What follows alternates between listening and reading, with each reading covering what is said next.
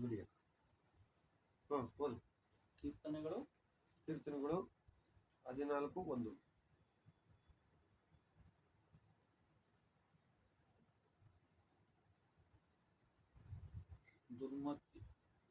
ದುರ್ಮತಿಗಳು ದೇವರಿಲ್ಲವೆಂದು ಮನಸ್ಸಿನಲ್ಲಿ ಅಂದುಕೊಳ್ಳುತ್ತಾರೆ.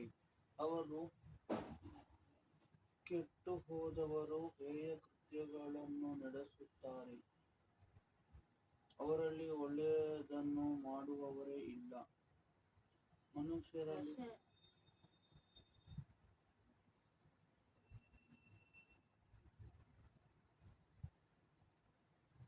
ಏನು ಸೌಂಡ್ ಅದು?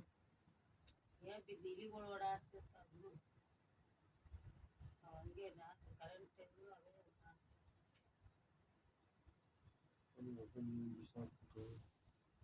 ಬೇಡಿಗೆ ಹಾಕಿದ್ದು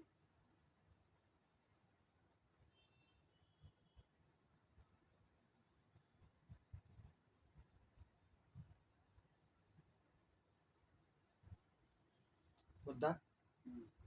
ಏನ್ ಬರುತ್ತೆ ಅಲ್ಲಿ? ದುರ್ಮತಿಗಳು ದೇವರಿಲ್ಲವೆಂದು ಮನಸ್ಸಿನಲ್ಲಿ ಅಂದುಕೊಳ್ಳುತ್ತಾರೆ. ಅವರು ಕೆಟ್ಟು ಹೋದವರು ಹೇಯ ಕೃತ್ಯಗಳನ್ನು ನಡೆಸುತ್ತಾರೆ. ಅವರಲ್ಲಿ ಒಳ್ಳೆಯದನ್ನು ಮಾಡುವವರೇ ಇಲ್ಲ. ಯಾರು ದೇವರನ್ನು ನಂಬುವುದಿಲ್ವೋ ಅವನು ಒಳ್ಳೇದು ಮಾಡಕ್ ಸಾಧ್ಯನೇ ಇಲ್ಲ ಅಂತ ದೇವ್ರ ವಾಕ್ಯ ಹೇಳ್ತಾ ಇದೆ. ದೇವ್ರು ಹೇಳ್ತಾ ಇದ್ದಾನೆ, ಏನಂತ ಹೇಳ್ತಾ ಇದ್ದಾನೆ? ಯಾರು ದೇವ್ರನ್ನ ನಂಬೋದೇ ಇಲ್ವೋ ಅವರು ಒಳ್ಳೇದು ಮಾಡಕ್ ಚಾನ್ಸೇ ಇಲ್ಲ. ಈಗ ಎಷ್ಟೋ ಜನ ದೇವ್ರನ್ನ ಕೂಡ ನಾವು ದೇವ್ರು ನಂಬ್ತಾ ಇದ್ದೀವಿ ಅಂತ ತಿಳ್ಕೊಂಡಿದ್ದಾರೆ. ಅವರು ಕೂಡ ಒಳ್ಳೇದು ಮಾಡಕ್ ಚಾನ್ಸೇ ಇಲ್ಲ. ಇದು ಮೇಂಡಲ್ ನಾವು ಫಿಕ್ಸ್ ಆಗ್ಬೇಕು. ಅವರು ನಾನಾ ರೀತಿ ಮಾತಾಡಿದ್ರು ಕೂಡ ನಾವು ಒಂದೇ ಮಾತು ಹೇಳೋರು ಇರ್ಬೇಕು, ನೀನ್ ನಂಬಿದ್ದು ದೇವ್ರನ್ನೇನಾ? ನಿಜವಾಗ್ಲೂ ದೇವ್ರು ನಂಬುದವರು ಆ ರೀತಿ ಇರಕ್ ಚಾನ್ಸೇ ಇಲ್ಲ, ಆ ರೀತಿ ಮಾಡಕ್ ಚಾನ್ಸೇ ಇಲ್ಲ. ಯಾಕೆ ಚಾನ್ಸ್ ಇಲ್ಲ? ದೇವ್ರ ಒಳಗಡೆ ಇದ್ರೆ ತಾನೆ ಒಳ್ಳೆ ಗುಣಗಳೆಲ್ಲ ಆಚೆ ಬರೋದು. ದೇವ್ರ ಒಳಗಡೆ ಇಲ್ಲ ಅಂತಂದ್ರೆ ಒಳ್ಳೆ ಗುಣಗಳ ಆಚೆ ಹೆಂಗ್ ಬರ್ತವೆ ಅಲ್ವಾ? ಈ ಭೂಮಿಯಲ್ಲಿ ನಾವು ಬೀಜ ಬಿತ್ತೀವಿ, ಭೂಮಿಯಲ್ಲಿ ನೀರು ಪಿರಿ ಎಲ್ಲ ಹಾಕ್ತಿವಿ. ಅದು ಸ್ವಲ್ಪ ದಿನ ಆದ್ಮೇಲೆ ಮೊಳಕೆ ಬರುತ್ತೆ. ಹೆಂಗ್ ಬರುತ್ತದು ಮೊಳಕೆ? ಹೆಂಗ್ ಬರುತ್ತದು? ನಾವು ಬೀಜ ಹಾಕಿರ್ತೀವಿ, ಬೀಜ ಬಿತ್ತಿರ್ತೀವಿ, ಅದಕ್ಕೆ ಮೊಳಕೆ ಬರುತ್ತೆ. ಈಗ ಪಕ್ಕದಲ್ಲಿ ನೀರು ಹಾಕ್ತಾ ಇದೀವಿ, ನೀರು ಎಲ್ಲ ಮಾಡ್ತಾ ಇದೀವಿ, ಅಲ್ಲಿ ಮೊಳಕೆ ಬರಲ್ಲ. ಯಾಕೆ? ಅಲ್ಲಿ ಬೀಜ ಹಾಕಿಲ್ಲ, ಅದಕ್ಕೆ ಮೊಳಕೆ ಬರ್ತಾ ಇಲ್ಲ. ಇಲ್ಲಿ ಬೀಜ ಹಾಕಿದೀವಿ, ಒಂದು 4 ದಿನದಲ್ಲಿ ಮೊಳಕೆ ಕಾಣಿಸ್ತೈತೆ. ಅದೇ ರೀತಿ ದೇವರು ನಮ್ಮಲ್ಲಿ ಇದ್ದಾಗ ಒಳ್ಳೆ ಗುಣಗಳು ಕಾಣಿಸ್ಬೇಕು. ಯಾಕಂದ್ರೆ ದೇವರು ಸಾಮಾನ್ಯವಾದ ಮನುಷ್ಯನೇ ಅಲ್ಲ ಆತ, ದೇವ್ರಾತ. ದೇವ್ರ ಗುಣ ಎಂತ ಗುಣಗಳು ಅಂದ್ರೆ ಭೂಮಿಗೂ ಮತ್ತು ಆಕಾಶಕ್ಕೆ ಎಷ್ಟು ವ್ಯತ್ಯಾಸ ಇರುತ್ತದೋ ಅಷ್ಟು ವ್ಯತ್ಯಾಸ ಅವ್ರಿಗೂ ನಮಗೂ ವ್ಯತ್ಯಾಸ ಇದೆ. ದೇವ್ರು ನಮ್ಮಲ್ಲಿ ಇದ್ದಾನೆ ಅಂತ ನಾವು ಗೊತ್ತಾಯ್ತು ಅಂದಾಗ ನಮ್ಮಲ್ಲಿ ಒಳ್ಳೆ ಗುಣಗಳು, ಒಳ್ಳೆ ಮಾತುಗಳು, ಕಣ್ಣುಗಳು ಒಳ್ಳೆದನ್ನು ನೋಡುತ್ತದೆ, ಕಿವಿಗಳು ಒಳ್ಳೆದನ್ನ ಕೇಳುತ್ತದೆ, ಬಾಯಿ ಒಳ್ಳೆದನ್ನ ಆಡುತ್ತದೆ. ಮತ್ತೆ ಈ ತರ ಯಾರಲ್ಲಿ ಕಾಣಿಸ್ತಾ ಇದೆ ಅಂದ್ರೆ ಯಾರಲ್ಲೂ ಕಾಣಿಸ್ತಾ ಇಲ್ಲ. ಯಾಕೆ ಅಂದ್ರೆ ಅವರಲ್ಲಿ ದೇವರೇ ಇಲ್ಲ ಅಂತ ಅರ್ಥ. ಇದು ನಾವು ಫಿಕ್ಸ್ ಆಗ್ಬೇಕಾಗಿದೆ. ನಾನು ದೇವ್ರು ನಂಬ್ತಾ ಇದೀನಿ, ದಾನ ಧರ್ಮ ಮಾಡ್ತಾ ಇದೀನಿ, ಸಾಷ್ಟಾಂಗ ಉಳ್ಳು ಸೇವೆ, ಪ್ರತಿ ವರ್ಷ ಉಳ್ಳು ಸೇವೆ ಮಾಡ್ಕೊಂಡು ಹೋಗ್ತೀನಿ, ಪ್ರತಿ ವರ್ಷ ಶಬರಿಮಲೆ ಮಾಲೆ ಹಾಕೊಂಡು ಹೋಗ್ತೀನಿ ನಾನು. ಹಿಂಗೆಲ್ಲ ಹೇಳಿದ್ರು ಕೂಡ ಅವರಲ್ಲಿ ದೇವ್ರು ಇಲ್ಲ ಅಂತ ಅರ್ಥ. ದೇವರಾದವನು ಈ ರೀತಿ ನನ್ನ ಹತ್ರ ಬಾ ಅಂತ ಅವ್ರು ಕರೆಯೋದಿಲ್ಲ. ದೇವರಾದವನು ಈ ರೀತಿ ಬಾ ಅಂತ ಹೇಳೋದಿಲ್ಲ. ಇವಾಗ ನೀನು ನನಗೆ ಹೇಳ್ತೆ, ಬಾಬಾ ನನಗೆ ಅದಿಸ್ಕೊಡು, ಬಾಬಾ ನನ್ಗೆ ಇದಿಸ್ಕೊಡು ಅಂತ ಹೇಳ್ತೀನಿ. ಅವಾಗ ನಿಮ್ಮಪ್ಪ ಏನ್ ಮಾಡ್ತಾನೆ? ನಿನಗೇನ ನೀ ಇಷ್ಟು ಕೆಲಸ ಮಾಡಿದ್ರೆ ನಿನಗೆಲ್ಲ ಇಸ್ಕೊಡ್ತೀನಿ, ಇಲ್ಲಾಂದ್ರೆ ನಾನು ನಿನ್ಗೆ ಇಸ್ಕೊಡಲ್ಲ ಅಂತಾನೆ ನಿಮ್ಮಪ್ಪ? ಇಲ್ಲ. ಯಾಕಂದ್ರೆ ತಂದೆಗೆ ಮಗನ ಮೇಲೆ ಪ್ರೀತಿ ಇರೋದ್ರಿಂದ ಕೇಳಿದ ತಕ್ಷಣ ಕೇಳೋದೇ ಖುಷಿ. ಮಗ ಕೇಳೋದೇ ಖುಷಿ ತಂದೆಗೆ. ಮಗ ಕೇಳಿದ್ನಲ್ಲ ಅಂತ ಖುಷಿಯಿಂದ ಇಸ್ಕೊಡ್ತಾನೆ. ಮತ್ತೆ ನಾವು ಶಬರಿಮಲೆ ಮಾಲೆ ಯಾಕೆ ಹಾಕೊಂಡು ಹೋಗ್ಬೇಕು, ಬರೀ ಕಾಲಲ್ಲಿ ಯಾಕೆ ನಡಿಬೇಕು, ಚಳಿಗಾಲದಲ್ಲೇ ನಾವು ಮಾಲೆ ಯಾಕೆ ಹಾಕೋಬೇಕು, ತಣ್ಣೀರಲ್ಲೇ, ಅದು ಬೆಳಗಿನ ಜಾವ 4 ಗಂಟೆಗೆ ಯಾಕೆ ತಣ್ಣೀರು ಸ್ನಾನ ಮಾಡಬೇಕು, ಒಳ್ಳೆ ಕ್ರಿಯೆಗಳು ನಮ್ಮಲ್ಲಿಲ್ಲ, ಒಳ್ಳೆ ಮಾತುಗಳು ನಮ್ಮಲ್ಲಿಲ್ಲ, ಒಳ್ಳೆ ಭಾವನೆಗಳು ನಮ್ಮಲ್ಲಿಲ್ಲ. ಆ ರೀತಿ ಒಂದು ಸಾಂಸಾರಿಕ ಕ್ರಿಯೆಗಳು ಮಾಡಿದ್ರೆ ನಮ್ಮ ಪಾಪ ಪರಿಹಾರ ಆಗ್ತಾವಂತ ಯಾರು ಹೇಳಿದ್ ನಮ್ಗೆ? ಆ ರೀತಿ ಮಾಡಿ ಮುಕ್ತಿ ಹೊಂದಿದವ್ರು ಯಾರು? ಮೋಕ್ಷ ಹೊಂದಿದವ್ರು ಯಾರು? ಯಾರ್ದು ಹಿಸ್ಟ್ರಿನೇ ಇಲ್ಲ ಅಲ್ಲಿ. ಹಿಸ್ಟ್ರಿ ಇಲ್ಲ. ಹಿಸ್ಟ್ರಿ ಇಲ್ಲದ ಮಾತುಗಳು ನಾವು ಸೀರಿಯಸ್ ತಗೊಳಕ್ ಹೋಗ್ಬಾರ್ದು. ಈಗ ನೋಡಿ, ನಮ್ಮ ಭಗವದ್ಗೀತೆ ಐತೆ, ಅದರಲ್ಲಿ ನಾನು ಹಿಸ್ಟ್ರಿ ಬರ್ದೈತಾ? ಮುಕ್ತಿ ಹೊಂದಿದ್ದು, ಮೋಕ್ಷ ಹೊಂದಿದ್ದು, ಇಂಥವ್ರಿಗೆ ಮೋಕ್ಷ ಸಿಕ್ತು, ಈ ಥರ ಬದುಕಿದ್ದಕ್ಕೆ ಅವ್ರು ಹಿಂಗೋದ್ರು ಹಿಂಗಾದ್ರು ಅಂತ ಏನಾರ ಯಾರ ಬಗ್ಗೆ ಏನೋ ಬರ್ದೈತಾ? ಯಾರ ಬಗ್ಗೆನೂ ಬರ್ದಿಲ್ಲ. ಅವೆಲ್ಲ ಗಾಳಿ ಮಾತುಗಳು ಅಂತ ನಾವು ಭಾವಿಸ್ಬೇಕು. ಅರ್ಥ ಆಯ್ತಾ? ಈ ದುರ್ಮತಿಗಳು ಅಂತ ಬರ್ದಿದೆ. ದುರ್ಮತಿಗಳು ದೇವರಿಲ್ಲವೆಂದು ಮನಸ್ಸಿನಲ್ಲಿ ಅಂದುಕೊಳ್ಳುತ್ತಾರೆ. ಅರ್ಥ ಆಯ್ತಾ? ದೇವರಿಲ್ಲ ಅನ್ನೋಲ್ಲಿ ಇಲ್ಲ. ಅಲ್ಲಿ ದೇವ್ರು ಇದ್ದಿದ್ರೆ ಅವ್ರು ಹಂಗೆ ಅಂತಿರ್ಲಿಲ್ಲ. ದೇವ್ರು ಎಲ್ಲಿದ್ದಾರೆ ಅಂತ ಗೊತ್ತಾಗಿದ್ರೆ ಅವ್ರು ಅಂತಿರ್ಲಿಲ್ಲ. ಅವರು ದೇವ್ರು ಎಲ್ಲಿದ್ದಾರೆ ಅಂತ ಗೊತ್ತಿಲ್ದ್ರ ಕಾರಣ ಅವ್ರು ಆ ರೀತಿ ಇರ್ತಾರೆ. ನಿಮ್ಮಪ್ಪನೂ ಹಂಗೆ ಇದ್ದ, ನಾನು ಹಂಗೆ ಇದ್ದೆ ಒಂದು ಟೈಮಲ್ಲಿ. ದೇವರಿಲ್ಲ ಪಾವರಿಲ್ಲ, ಬಾ ದೇವ್ರು ಇದ್ದಿದ್ರೆ ಎಲ್ಲರೂ ಹಿಂಗೆ ಯಾಕೆ ಬದುಕ್ತಾ ಇದ್ರು. ನಾನು ಒಳ್ಳೆಯವನಾಗಿ ಬದುಕ್ಬೇಕಂತ ಆಸೆ ಇತ್ತು, ಆಗ್ತಾ ಇರ್ಲಿಲ್ಲ, ಮನಸ್ಸು ತಡಿತಿರ್ಲಿಲ್ಲ. ಬಾ ತಪ್ಪು ಮಾಡಿದ್ರೆ ದೊಡ್ಡದು, ಬಾ ಎಲ್ಲರೂ ಅಂತಾರೆ, ಬಾ ನಾನೇನು ಸಾಚನ, ನಾನು ಚಿಕ್ಕ ತಪ್ಪು ಮಾಡಿದ್ರೆ ಏನಾಗುತ್ತೆ ಅಂದ್ಬಿಟ್ಟು ತಪ್ಪು ಮಾಡಕ್ಕೆ ಸ್ಟಾರ್ಟ್ ಮಾಡಿದ್ದೆ. ಆ ಸಮಯದಲ್ಲಿ ನನ್ನ ದೇವ್ರು ನಂಗೆ ಸಿಕ್ಕಿದ್ದು. ಅವಾಗಿಂದ ಕೊಟ್ಟು ಮಾತು ಜ್ಞಾಪಕ ಬಂತು ಅಂತ. ಮಾಂತೇಶಿಗೆ ಮಾತು ಕೊಟ್ಟಿದ್ದೀನಿ ಅಂತ, ಕೊಟ್ಟು ಮಾತು ಉಳಿಸ್ಕೋಬೇಕಂತ ಇಷ್ಟೆಲ್ಲ ಪ್ರಯತ್ನ ಮಾಡಿದ್ದೀನಿ. ಮತ್ತು ದೇವ್ರಿಗೆ ಮಾತು ಕೊಟ್ಟಿದ್ದೀನಿ ನಾನು. ಅಂತ ದೇವ್ರು ಸಿಕ್ಕರೆ ನಾನು ಒಳ್ಳೆಯವನಾಗಿ ಬದುಕ್ತೀನಿ ಅಂತ ಮಾತು ಕೊಟ್ಟಿದ್ದೀನಿ ನಾನು. ಸಿಕ್ಕ ಮಾತು ಕೊಟ್ಟಿದ್ದೀನಿ ಅಂತ ನಿವಾಸಕ್ಕೆ ನಾ ಪ್ರಯತ್ನ ಮಾಡ್ತಾ ಇದ್ದೀನಿ ಅಷ್ಟೇ. ಬರ್ತಾ ಬರ್ತಾ ಇಂಟ್ರೆಸ್ಟ್ ಬರ್ತಾ ಇತ್ತು ನನಗೆ ಇವಾಗ ಒಳ್ಳೆಯವನಾಗಿ ಬದುಕಬೇಕು ಅಂತ. ದೇವರಿದ್ರೆ ಮನುಷ್ಯ ಒಳ್ಳೆಯವನಾಗಿ ಬದುಕಕ್ಕೆ ಪ್ರಯತ್ನ ಮಾಡ್ತಾನೆ. ತನ್ನ ಕೆಟ್ಟ ಗುಣಗಳೆಲ್ಲ ಬಿಡ್ತಾನೆ, ಕೆಟ್ಟ ಭಾವನೆಗಳು ಬಿಡ್ತಾನೆ, ಕೆಟ್ಟ ಆಲೋಚನೆಗಳು ಬಿಡ್ತಾನೆ. ದೇವ್ರು ಹೇಗಿದೆನೋ ಆ ರೀತಿ ತಿಳ್ಕೊಳಕ್ಕೆ ಪ್ರಯತ್ನ ಮಾಡ್ತಾನೆ. ಅವಾಗ ಅದೇ ರೀತಿ ದೇವ್ರ ಥರ ನಡ್ಕೊಳಕ್ಕೆ ಪ್ರಯತ್ನ ಮಾಡ್ತಾನೆ ಅವನು ಕೂಡ. ಅದು ದೇವ್ರ ಘನತೆ. ಬಾ ನಾವು ಪ್ರೇಯರ್ ಮಾಡೋಣ. ಇವತ್ತು ನಮ್ಮ ಜೊತೆ ದೇವ್ರು ನಮ್ಮ ಜೊತೆ ಮಾತಾಡ್ತಾನೆ. ಮಾತಾಡುವಾಗ ಅದನ್ನ ಮನಸ್ಸು ಬಿಚ್ಚಿ ಅದನ್ನ ಅರ್ಥ ಮಾಡ್ಕೊಳ್ಳೋಕೆ ಸಹಾಯ ಮಾಡುವಂತೆ ಬಿಡ್ತಾನೆ. ತಂದೆ ಪರಲೋಕ ರಾಜ್ಯದಲ್ಲಿ ಪರಿಶುದ್ಧಾತ್ಮ ಸ್ತೋತ್ರ. ತಂದೆ ಪರಲೋಕದಲ್ಲಿ ಭೂಲೋಕದಲ್ಲಿ ನಮ್ಮ ಪರಿಶುದ್ಧನ ಪಡ್ತದೆ, ನೀವು ಪರಿಶುದ್ಧ ನಮ್ಮ ಪರಿಶುದ್ಧ ಮಾಡ್ತದೆ. ಕಡೆಗೆ ಅಶೋಧನೆ ಒಳಗಾಗದೆ ಅದನ್ನು ಕೂಡ ಕಾಪಾಡ್ತದೆ. ಯಾರು ನೀವು ತಪ್ಪು ಮಾಡ್ತಾರೋ ಅವನ್ನೆಲ್ಲರೂ ಕ್ಷಮಿಸುತ್ತದೆ. ಆದ್ರಿಂದ ನೀವು ಕೂಡ ನಮ್ಮ ತಪ್ಪನ್ನು ಕ್ಷಮಿಸ್ತದೆ. ತಂದೆ ಇವತ್ತು ನಿಮ್ಮ ಜೊತೆ ನಾವು ಕೂತಿದ್ದೀವಿ ತಂದೆ. ನಮ್ಮ ಮಧ್ಯದಲ್ಲಿ ನೀವು ಇದ್ದೀರಿ ತಂದೆ. ಹೌದು ತಂದೆ, ನನ್ನಲ್ಲಿ ಇದ್ದುಕೊಂಡು ನನ್ನನ್ನು ಮರೆಮಾಚಿ ನೀವೇ ನನ್ನ ಕುಟುಂಬದ ಜೊತೆ ಮಾತಾಡಬೇಕು, ನಮ್ಮ ಜೊತೆ ಮಾತಾಡಬೇಕು, ನೀವೇ ನಮಗೆ ಒಳ್ಳೆಯ ಆಲೋಚನೆಗಳು ಕೊಡಬೇಕಂತ ಭಾವಿಸ್ತಾ ಇದ್ದೀವಿ ತಂದೆ. ನಿಮ್ಮ ಮಾತುಗಳನ್ನ ಅರ್ಥ ಮಾಡಿಕೊಂಡು ಅದರಂತೆ ನಡೀಲಿಕ್ಕೆ ನಮ್ಗೆ ಸಹಾಯ ಮಾಡೋದು. ನಿಮ್ಮ ಮಾತುಗಳನ್ನ ಕಿವಿಯಾರ ಕೇಳಿಸ್ಕೊಳ್ಳೋದಕ್ಕೆ, ಮನಸಾರ ಗ್ರಹಿಸೋದಕ್ಕೆ ನಮ್ಗೆ ಸಹಾಯ ಮಾಡೋದು. ಅದರಂತೆ ನಡೆಯೋದಕ್ಕೆ ನಮ್ಗೆ ಸಹಾಯ ಮಾಡೋದು. ನಮ್ಮನ್ನ ತಡೆಗಟ್ಟುವಂತ ಈ ದುಷ್ಟಾತ್ಮಗಳನ್ನ, ಮಾಟಮಂತ್ರ ಕಾರ್ಯಗಳನ್ನ, ಮರಣ ವ್ಯಾಧಿಗಳನ್ನ, ಯಾಮಾರಿಸುವಂತ ದುರಾತ್ಮಗಳನ್ನ ಯೇಸು ನಾಮದಲ್ಲಿ ಕಟ್ಟಿ ನರಕವುದು ತಂದೆ. ಯಾವ ಡಿಸ್ಟರ್ಬೆನ್ಸ್ ಇದ್ದರೆ ಸುತ್ತಮುತ್ತ ಬೆಂಕಿ ಮೇಲೆ ಹಾಕೊಂಡು ಕಾಪಾಡ್ತಾರೆ. ಯೇಸು ನಾಮದಲ್ಲಿ ನಿಮ್ಮ ದೂತರಿಟ್ಟು ನಮಗೆ ಕಾಪಾಡಿ ನಿಮ್ಮ ವಾಕ್ಯಗಳನ್ನ ಸ್ಪಷ್ಟವಾಗಿ ಅರ್ಥ ಮಾಡಿಕೊಂಡು ಅದರಂತೆ ನಡೀಲಿಕ್ಕೆ ನಿಮ್ಗೆ ಸಹಾಯ ಮಾಡ್ತೀನಿ. ಯೇಸು ನಾಮದಲ್ಲಿ ಆಮೆನ್. ಕೀರ್ತನೆ ಐತಲ್ಲ, ಮತ್ತಾಯ 6:14.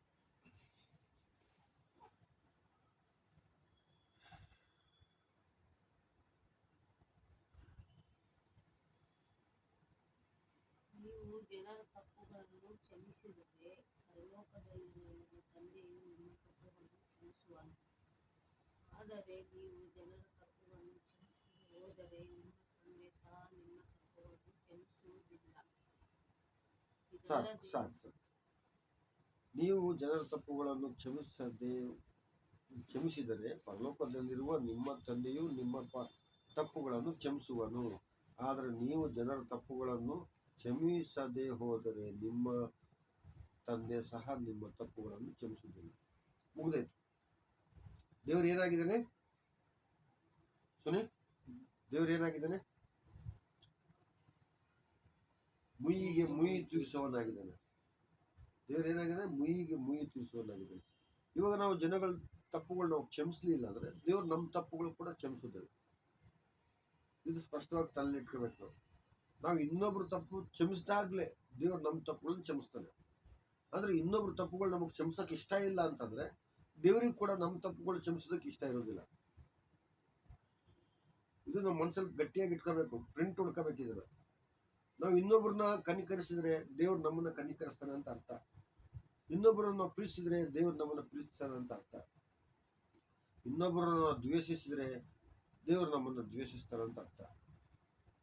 ದೇವ್ರು ಏನ್ ಹೇಳಿದ್ರೆ, ಮುಯಿಗೆ ಮುಯಿ ತೀರಿಸುವಂತ ಕೆಲಸ ನಂದಾಗಿದೆ, ಆದ್ರಿಂದ ನೀವು ಮುಯಿ ತೀರ್ಸಕ್ ಹೋಗ್ಬೇಡ್ರಿ, ನೀವೇನ್ ಮಾಡಿ ಬರೀ ಪ್ರೀತಿಸಿರಿ ಅಷ್ಟೇ. ಮಕ್ಕಳ ತರ ನಾವು ಕನಿಕರಿಸ್ಬೇಕಾದ್ರೆ ದೇವ್ರು ಕೂಡ ನಮ್ಮನ್ನ ಕನಿಕರಿಸ್ತಾನೆ. ನಾವೆಲ್ಲರ ತಪ್ಪುಗಳನ್ನು ಕ್ಷಮಿಸ್ಬೇಕು. ಅದ್ಯಾಕೆ ಕ್ಷಮಿಸ್ಬೇಕು ನೋಡು, ಮತ್ತಾಯ 18:21.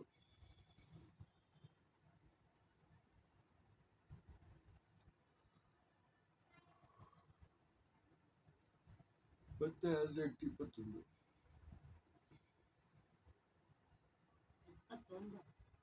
18:21.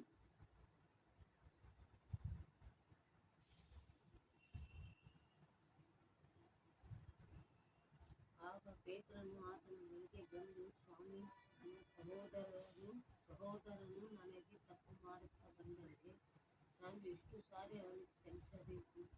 7 ಸಾರಿಯೋ ಎಂದು ಕೇಳಿದನು. ಯೇಸು ಅವನಿಗೆ, 7 ಸಾರಿ എന്നಲ್ಲ, 70 ಸಾರಿ ಎಂದು ನಿನಗೆ ಹೇಳುತ್ತೇನೆ. ಸಾಕು. ಆಗ ಪೇತ್ರನು ಆತನ ಬಳಿಗೆ ಬಂದು, ಸ್ವಾಮಿ, ನನ್ನ ಸಹೋದರನು ನನಗೆ ತಪ್ಪು ಮಾಡುತ್ತಾ ಬಂದರೆ ನಾನು ಎಷ್ಟು ಸಾರಿ ಅವನಿಗೆ ಕ್ಷಮಿಸಬೇಕು? 7 ಕ್ಷಮಿಸಬೇಕು. ಎಷ್ಟು ಸಾರಿ ಕ್ಷಮಿಸಬೇಕು ಅಂತ ಕೇಳ್ದ. 7 ಸಾರಿಯೋ ಎಂದು ಕೇಳಲು ಯೇಸು ಅವನಿಗೆ, 7 ಸಾರಿ ಎಂದಲ್ಲ, 70 ಸಾರಿ ಎಂದು ನಿನಗೆ ಹೇಳುತ್ತೇನೆ. ಈಗ ಅದನ್ನೇ ಹೇಳಿದ್ ನನಗೆ. ಇವಾಗ ನಮ್ಮ ಸಹೋದರ, ನಮ್ಮ ಅಣ್ಣ ತಮ್ಮದವರು, ನಮ್ಮ ಜೊತೆಲಿರುವಂತ ಜನಗಳು, ನಮ್ಮ ಕಸ್ಟಮರು ಎಷ್ಟು ತಪ್ಪುಗಳು ಮಾಡ್ತಿರ್ತಾರೆ. ಎಷ್ಟು ಸಲ ಕ್ಷಮಿಸ್ಬೇಕು ಅಂತ ಒಬ್ಬನ್ ಕೇಳ್ತಾನೆ. ಯಾರು ಕೇಳ್ತಾನೆ? ಪೇತ್ರನ ಕೇಳ್ತಾನೆ. ಎಷ್ಟು ಸಾರಿ ಕ್ಷಮಿಸ್ಬೇಕು ನಾನು ಅವ್ರನ್ನ ಅಂತ. ಅಂದ್ರೆ ಜೀವನ ಪರಂತೆ ಕ್ಷಮಿಸ್ತಾ ಇರ್ಬೇಕು ನಾವು. ನಮ್ಮ ಪ್ರಾಣ ಹೋಗೋವರೆಗೂ ನಾವು ಕ್ಷಮಿಸ್ಬೇಕು. ನಮ್ಮ ಜೀವ ಇರೋವರೆಗೂ ಅವನ್ನ ಕ್ಷಮಿಸ್ತಾನೆ ಇರ್ಬೇಕು. 7 ಸಾರಿ ಅಲ್ಲ, 70 ಸಾರಿ ಕ್ಷಮಿಸ್ಬೇಕು. ಇದರ ಅರ್ಥ ಏನಪ್ಪಾ ಅಂದ್ರೆ, ಜೀವಂತವಾಗಿ ಇರೋವರೆಗೂ ನಾವು ಕ್ಷಮಿಸ್ತಾನೆ ಇರ್ಬೇಕು. ಬೆಳ್ ತೋರ್ಸಕ್ಕೆ ನಮ್ಗೆ ಅವಕಾಶ ಇದ್ರೂ ಕೂಡ ನಾವು ಬೆಳ್ ತೋರಿಸಬಾರ್ದು. ಆ ರೀತಿ ನಾವು ಮನಸ್ಸಿನಲ್ಲಿ ತಗೊಂಡು ಎಲ್ಲರನ್ನ ಕ್ಷಮಿಸೋದನ್ನು ಕಲಿಬೇಕು. ನೆಕ್ಸ್ಟ್ ಮತ್ತಾಯ 18:35. ಅದರಲ್ಲೇ 35. ನಿಮ್ಮಲ್ಲಿ ಪ್ರತಿಯೊಬ್ಬನು ತನ್ನ ಸಹೋದರನಿಗೆ ಮನಪೂರ್ವಕವಾಗಿ ಕ್ಷಮಿಸದೆ ಹೋದರೆ ಪರಲೋಕದಲ್ಲಿರುವ ನನ್ನ ತಂದೆಯು ನಿಮಗೆ ಹಾಗೆಯೇ ಮಾಡುವನು. ನೋಡ್ದೆ, ನಾನು ಹೇಳಿಲ್ಲ, ಸ್ಟಾರ್ಟಿಂಗ್ ಅಲ್ಲೇ ಹೇಳಿದೆ, ನಾವು ಕ್ಷಮಿಸ್ತಾ ಹೋದ್ರೆ ದೇವ್ರು ನಮ್ಮ ತಪ್ಪುಗಳು ಕೂಡ ಕ್ಷಮಿಸೋದಿಲ್ಲ. ನಿಮ್ಮಲ್ಲಿ ಪ್ರತಿಯೊಬ್ಬನು ತನ್ನ ಸಹೋದರನಿಗೆ ಮನಪೂರ್ವಕವಾಗಿ ಕ್ಷಮಿಸ್ಬೇಕಂತ. ಸುಮ್ಮನೆ ದೇವ್ರು ಹೇಳಿದ್ರೆ ಕ್ಷಮಿಸೋದು, ಮತ್ತೆ ಒಳಗಡೆ ಒಂದು ಗುರು ಅನ್ನೋದು, ಮೇಲ್ಗಡೆ ದೇವ್ರು ಕ್ಷಮಿಸೋದು ಅಂದ್ಬಿಟ್ಟು ಬಾಯಿ ಮುಚ್ಕೊಂಡಿರೋದು, ಒಳಗೆ ಅದು ತಡೆಯಕ್ಕಾಗಲ್ಲ. ಒಳಗೆ ಮನಸ್ಸು ಬೆಂಕಿ ಎಬ್ಬಿಸ್ತಾ ಇರ್ತದೆ ಅವನ ಮೇಲೆ. ಅವನ ಹಂಗ್ ಮಾಡ್ದ ಅಂತ. ಅದನ್ನ ನಾವೇನ್ ಮಾಡ್ಬೇಕು? ಹತ್ರ ತಗೊಳಕ್ ಹೋಗ್ಬಾರ್ದು. ಅದು ಒಳಗೆ ಸೇರಿಸ್ಕೊಳ್ಳೇಬಾರ್ದು. ಹತ್ರ ಬಂದಾಗ ದೇವ್ರು ನನಗೆ ಕ್ಷಮಿಸಕ್ ಹೇಳಿದ್ದಾನೆ, ನಾನು ಕ್ಷಮಿಸ್ತೀನಿ, ನಿಂದೇನ್ ಕೆಲಸ? ನನ್ನನ್ನ ಯಾಮಾರ್ಸಕ್ ನೀನ್ ಬರ್ಬಿಡ, ಎಷ್ಟು ನಾಮದಲ್ಲಿ ನನ್ನ ಬಿಟ್ಟು ನೀನು ತೊಲಗು ಅಂತ ನಾವು ಹೇಳ್ಬೇಕು. ಅದು ಯಾಮಾರ್ಸೋದ್ರೆ ದುಷ್ಟಾತ್ಮಗಳು. ಅದು ನಮ್ಮನ್ನು ಕ್ಷಮಿಸಬಾರ್ದು ಅಂತಾನೆ ಆ ರೀತಿ ಮಾಡೋದು ಮನಸ್ಸಿನಲ್ಲಿ. ನೋಡು, ಮನಪೂರ್ವಕವಾಗಿ ನಾವು ಕ್ಷಮಿಸ್ಬೇಕು. ಕ್ಷಮಿಸಿದ್ರೆ ದೇವ್ರು ನಮ್ಮ ಪಾಪಗಳನ್ನು ಕ್ಷಮಿಸ್ತಾನೆ. ಮತ್ತೆ ಎಫೆಸದವರಿಗೆ 4:32. ಹೊಸ ಒಡಂಬಡಿಕೆ ಎಫೆಸದವರಿಗೆ 4:32.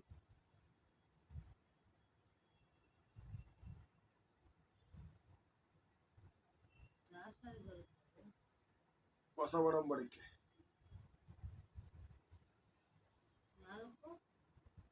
4:32 ವಚನ.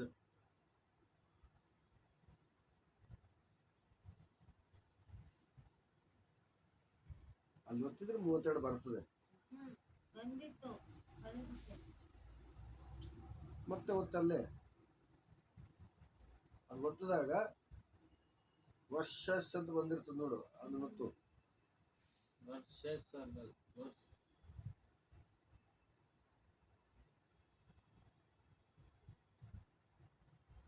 ಕಲಿಬೇಕು, ಇನ್ನೂ ಅದನ್ನು ತೆಗೆದು ಕಲ್ತಿಲ್ಲ ನೀನು. 32 4:32 ಲಾಸ್ಟ್. ಒಬ್ಬರಿಗೊಬ್ಬರು ಉಪಕಾರಿಗಳಾಗಿಯೂ ಕರುಣೆಯುಳ್ಳವರಾಗಿಯೂ ಕ್ಷಮಿಸುವವರಾಗಿರಿ. ಇರ್ರಿ. ಒಬ್ರಿಗೊಬ್ರು ಉಪಕಾರಗಳಾಗಿಯೂ ಕರುಣೆಯುಳ್ಳವರಾಗಿಯೂ, ಕರುಣ ಬಂದಾಗ್ಲೇ ಅವನ್ನ ಕ್ಷಮಿಸೋದಕ್ಕೆ ನಮಗೆ ಮನಸ್ಸು ಬರುತ್ತೆ. ನಮಗೆ ಕರುಣ ಬರಲಿಲ್ಲ ಅಂದ್ರೆ ಕ್ಷಮಿಸೋದಕ್ಕೆ ಮನಸ್ಸು ಬರೋದಿಲ್ಲ. ಅರ್ಥ ಆಯ್ತಾ? ನಮಗೆ ಕರುಣ ಬರೋದು ತುಂಬಾ ಇಂಪಾರ್ಟೆಂಟ್. ಇವಾಗ ಮಗು ಬಂದು ಊಟ ಮಾಡ್ತಿರ್ತದೆ, ಅದು ತಿಂತಿರೋದು ನೋಡಿದ್ರೆ ಪಾಪ ತಿನ್ಲಿ ತಿನ್ಲಿ ಪಾಪ ತಿನ್ಲಿ ಅಂದ್ಬಿಟ್ಟು ಏನೋ ಒಂದು ಕೊಡ್ತಾ ಇರ್ತೀವಿ. ಯಾಕೆ ಹೇಳಿ? ಕರುಣೆ ಬಂದಿರ್ತದೆ, ಪಾಪ ಅದು ಕೊಟ್ಟೆ ಅಷ್ಟೇ ತಿನ್ನು ಜಾಸ್ತಿ ಅಂದ್ಬಿಟ್ಟು ಹೆಂಗ ನಾವು ಮಗುನ ನೋಡಿ ಕರುಣೆ ಬರುತ್ತೆ. ಇವ್ರನ್ನ ಕೂಡ ನಾವು ದೊಡ್ಡವ್ರನ್ನ ಕೂಡ ನಾವು ಮಕ್ಕಳ ತರನೇ ಭಾವಿಸಿ ನಾವು ಕರುಣಿಸ್ಬೇಕು. ಯಾಕೆಂದ್ರೆ ಈ ದೇವ್ರು ಗೊತ್ತಿಲ್ದವ್ರು ಮಕ್ಕಳ ತರನೇ ಅವರು. ದೇವ್ರು ಈಗ ನಮ್ಮ ಚಿಕ್ಕ ಮಕ್ಳಿಗೆ ನಾವು ಮಕ್ಕಳಾಗಿರ್ತೀವಿ, ಅವಾಗ ದೇವರು ದಿಂಡ್ರು ನಮ್ಗೇನು ಗೊತ್ತಿರುತ್ತಾ? ಗೊತ್ತಿರಲ್ಲ. ವಯಸ್ಸಾದ್ಮೇಲೆ ನಮಗೆ ದೇವರು ದಿಂಡ್ರು ಅಂತ ಗೊತ್ತಾಗುತ್ತೆ ಅಲ್ವಾ? ಅದೇ ತರ ಇವರು ಕೂಡ ದೇವರು ಗೊತ್ತಾಗಕ್ ಮುಂಚೆ ಇವ್ರು ಹೇಗಿರ್ತಾರೆ ಅಂದ್ರೆ ಮಕ್ಕಳ ತರನೇ ಇರ್ತಾರೆ, ಏನು ಗೊತ್ತಿರಲ್ಲ. ಅವ್ರಿಗೆ ನಾವು ಹೇಳ್ತೀವಲ್ಲ, ಅದು ಒಪ್ಕೊಂಡವ್ರು ಮಕ್ಕಳ ತರನೇ.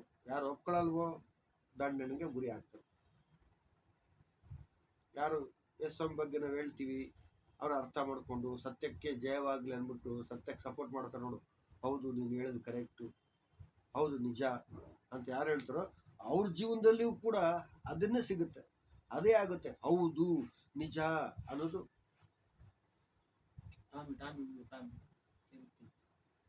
ಹೌದು ನಿಜ ಅಂತ ಅವ್ರ ಜೀವನದಲ್ಲೂ ಕೂಡ ಅದನ್ನೇ ಸತ್ಯನೇ ಸಿಗುತ್ತೆ. ಇಲ್ಲ ಕೆಲವರು ಆಗಲ್ಲ, ಇದು ಹೀಗೆ ಇದು ಹಾಗೆ ಅಂತಂದ್ರೆ ಕೇಡಿಗೆ ಹೊಣೆ ಆಗ್ತಾರೆ. ಅವ್ರ ಕೇಡನ್ನೇ ಅಸತ್ಯನೇ ಬಯಸ್ತಾರೆ ಅಂದ್ಮೇಲೆ ಅವ್ರಿಗೆ ಅಸತ್ಯನೇ ಸಿಗುತ್ತೆ. ಅರ್ಥ ಆಯ್ತಾ? ಎಫೆಸದವರಿಗೆ 4:32 ಆಯ್ತಾ? ಅದರಲ್ಲೇ 5:1 ದೇವರು ನಿಮಗೆ ಕ್ರಿಸ್ತನಲ್ಲಿ ಕ್ಷಮಿಸಿದನಲ್ಲ, ಆದದರಿಂದ ದೇವರ ಪ್ರಿಯರಾದ ಮಕ್ಕಳಿಗೆ ತಕ್ಕ ಹಾಗೆ ಆತನನ್ನು ಅನುಸರಿಸುವವರಾಗಿರಿ. ಇನ್ನೂ ಸರೋದು, ದೇವರು ನಿಮಗೆ ಕ್ರಿಸ್ತನಲ್ಲಿ ಕ್ಷಮಿಸಿದ್ದಾನಲ್ಲ, ಆದದರಿಂದ ದೇವರ ಪ್ರಿಯರಾದ ಮಕ್ಕಳಿಗೆ ತಕ್ಕ ಹಾಗೆ ಆತನನ್ನು ಅನುಸರಿಸುವವರಾಗಿರಿ.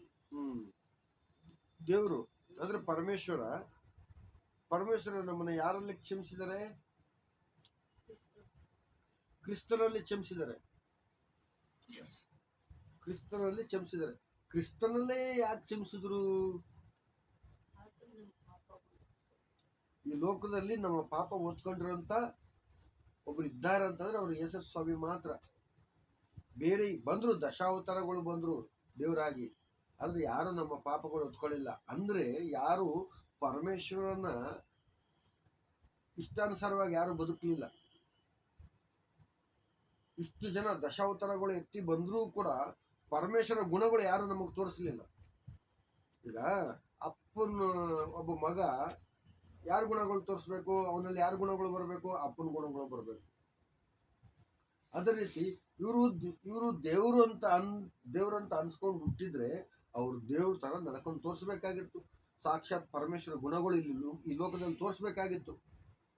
ಸಾಕ್ಷಾತ್ ನನಗೆ ಪರಮೇಶ್ವರನೇ ಕಳಿಸಿದ್ದಾನೆ ಅಂತ ಅವ್ರು ಹೇಳ್ಬೇಕಾಗಿತ್ತು. ಯಾರು ಅಂತ ಕೆಲಸಗಳು ಮಾಡ್ಲಿಲ್ಲ. ಹಂಗಾಗಿ ದೇವರು ಪರಮೇಶ್ವರ ಯಾರ ಹೆಸರಲ್ಲೂ ಕ್ಷಮಿಸ್ಲಿಲ್ಲ, ಕ್ರಿಸ್ತನ ಹೆಸರಲ್ಲೇ ಕ್ಷಮಿಸಿದ್ರು ಅವರು. ಯಾಕಂದ್ರೆ ಕ್ರಿಸ್ತ ಒಬ್ನೇ, ಜೀಸಸ್ ಒಬ್ರೇ ಈ ಲೋಕದಲ್ಲಿ ನಮ್ಮ ಪಾಪಗಳನ್ನ ಒತ್ಕೊಂಡು ಸತ್ತು 3ನೇ ದಿನ ಎದ್ದು ಬಂದ್ರು ಅವರು. ದೇವರ ಆಸೆ ನೆರವೇರಿಸಿದ್ದು ಜೀಸಸ್ ಒಬ್ರೇ ಈ ಲೋಕದಲ್ಲಿ. ದೇವರು ಹೀಗಿದ್ದಾನಂತ ತಿಳಿಸ್ಕೊಟ್ಟಿದ್ದು ಯೇಸು ಒಬ್ರೇ ಈ ಲೋಕದಲ್ಲಿ. ದೇವರ ಆಸೆ ಏನು, ದೇವ್ರ ಗುಣ ಏನು, ದೇವ್ರ ಭಾವನೆ ಏನು, ದೇವ್ರ ಬಾಧೆ ಏನು, ಎಲ್ಲವನ್ನು ತಿಳಿಸ್ಕೊಟ್ಟಿದ್ದೇ ಯೇಸು ಸ್ವಾಮಿ. ಬೇರೆ ಯಾರು ಪರಮೇಶ್ವರ ಬಗ್ಗೆ ತಿಳಿಸ್ಕೊಡ್ಲಿಲ್ಲ. ಸ್ವರ್ಗ ಹೇಗಿದೆ ಅಂತ ಯಾರು ಹೇಳಿಲ್ಲ ನಮ್ಗೆ, ನರ್ಕ ಇದೆ ಅಂತ ಯಾರು ಹೇಳಿಲ್ಲ ನಮ್ಗೆ, ಹೇಗಿದೆ ಅಂತ ಯಾರು ಹೇಳಿಲ್ಲ ನಮ್ಗೆ. ಜೀಸಸ್ ಒಬ್ರೇ ನಮ್ಗೆ ಸ್ವರ್ಗದ ಬಗ್ಗೆ, ನರಕದ ಬಗ್ಗೆ, ಅಲ್ಲಿರೋಂಥ ಬಾಧೆ, ಇಲ್ಲಿರೋಂಥ ಸುಖ ಸಂತೋಷ ಎಲ್ಲವನ್ನು ತಿಳಿಸ್ಕೊಟ್ಟಿದ್ದೆ ಯೇಸು ಸ್ವಾಮಿ. ದೇವ್ರು ಎಷ್ಟು ದುಃಖ ಪಡ್ತಾ ಇದ್ದಾನೆ ನಾವಿಲ್ದೇನೆ.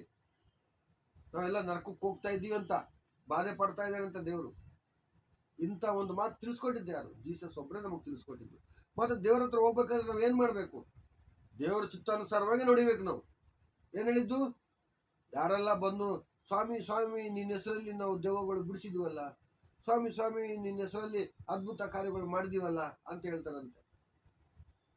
ನೀನ್ ಯಾರೋ ನನಗೆ ಗೊತ್ತಿಲ್ಲ ಅಂತಾರಂತೆ. ನನ್ನ ತಂದೆ ತಕ್ಕಂಗ ನಡೆಯೋರೇ ಸ್ವರ್ಗದವರು, ನೀವ್ಯಾರು ನನಗೆ ಗೊತ್ತಿಲ್ಲ ಅಂದ್ಬಿಡ್ತಾರಂತೆ. ನೀನು ಎಷ್ಟು ಅದ್ಭುತ ಮಾಡಿದ್ರೇನು, ಎಷ್ಟು ಮಾಯ ಮಂತ್ರ ಮಾಡಿದ್ರೇನು, ಎಷ್ಟು ದಾನ ಧರ್ಮ ಮಾಡಿದ್ರೇನು, ಎಷ್ಟು ಉರುಳು ಸೇವೆ ಮಾಡಿದ್ರೇನು, ಎಷ್ಟು ಮಾಲೆ ಹಾಕಿದ್ರೇನು, ದೇವ್ರ ತಕ್ಕಂಗ ನಡೀಲಿಲ್ಲ ಅಂದ್ರೆ ಯಾರಿಗೂ ಸ್ವರ್ಗಕ್ಕೆ ಹೋಗೋಕೆ ಚಾನ್ಸೇ ಇಲ್ಲ.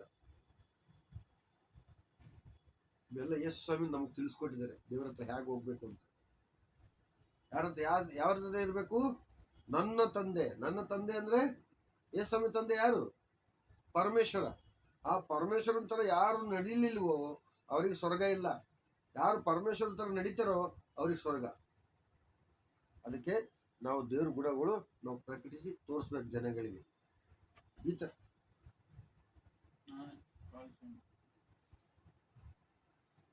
ಮತ್ತೆ ಲೂಕ 23:34.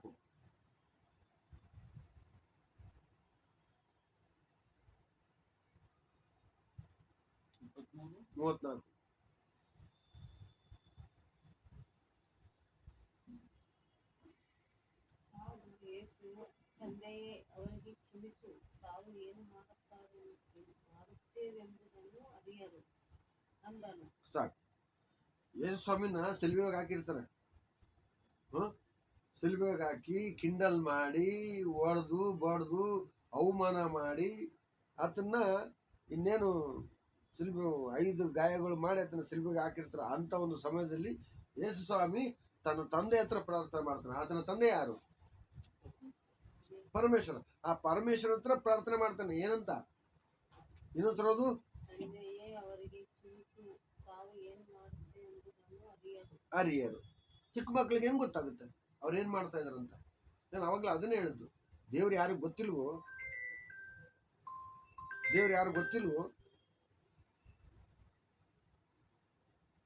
ಯಾರಿಗೆ ದೇವ್ರಿಗೆ ಗೊತ್ತಿಲ್ವೋ ಅವ್ರು ಏನ್ ಮಾಡ್ತಾರೋ ಅವ್ರಿಗೆ ಗೊತ್ತಿರೋದಿಲ್ಲ.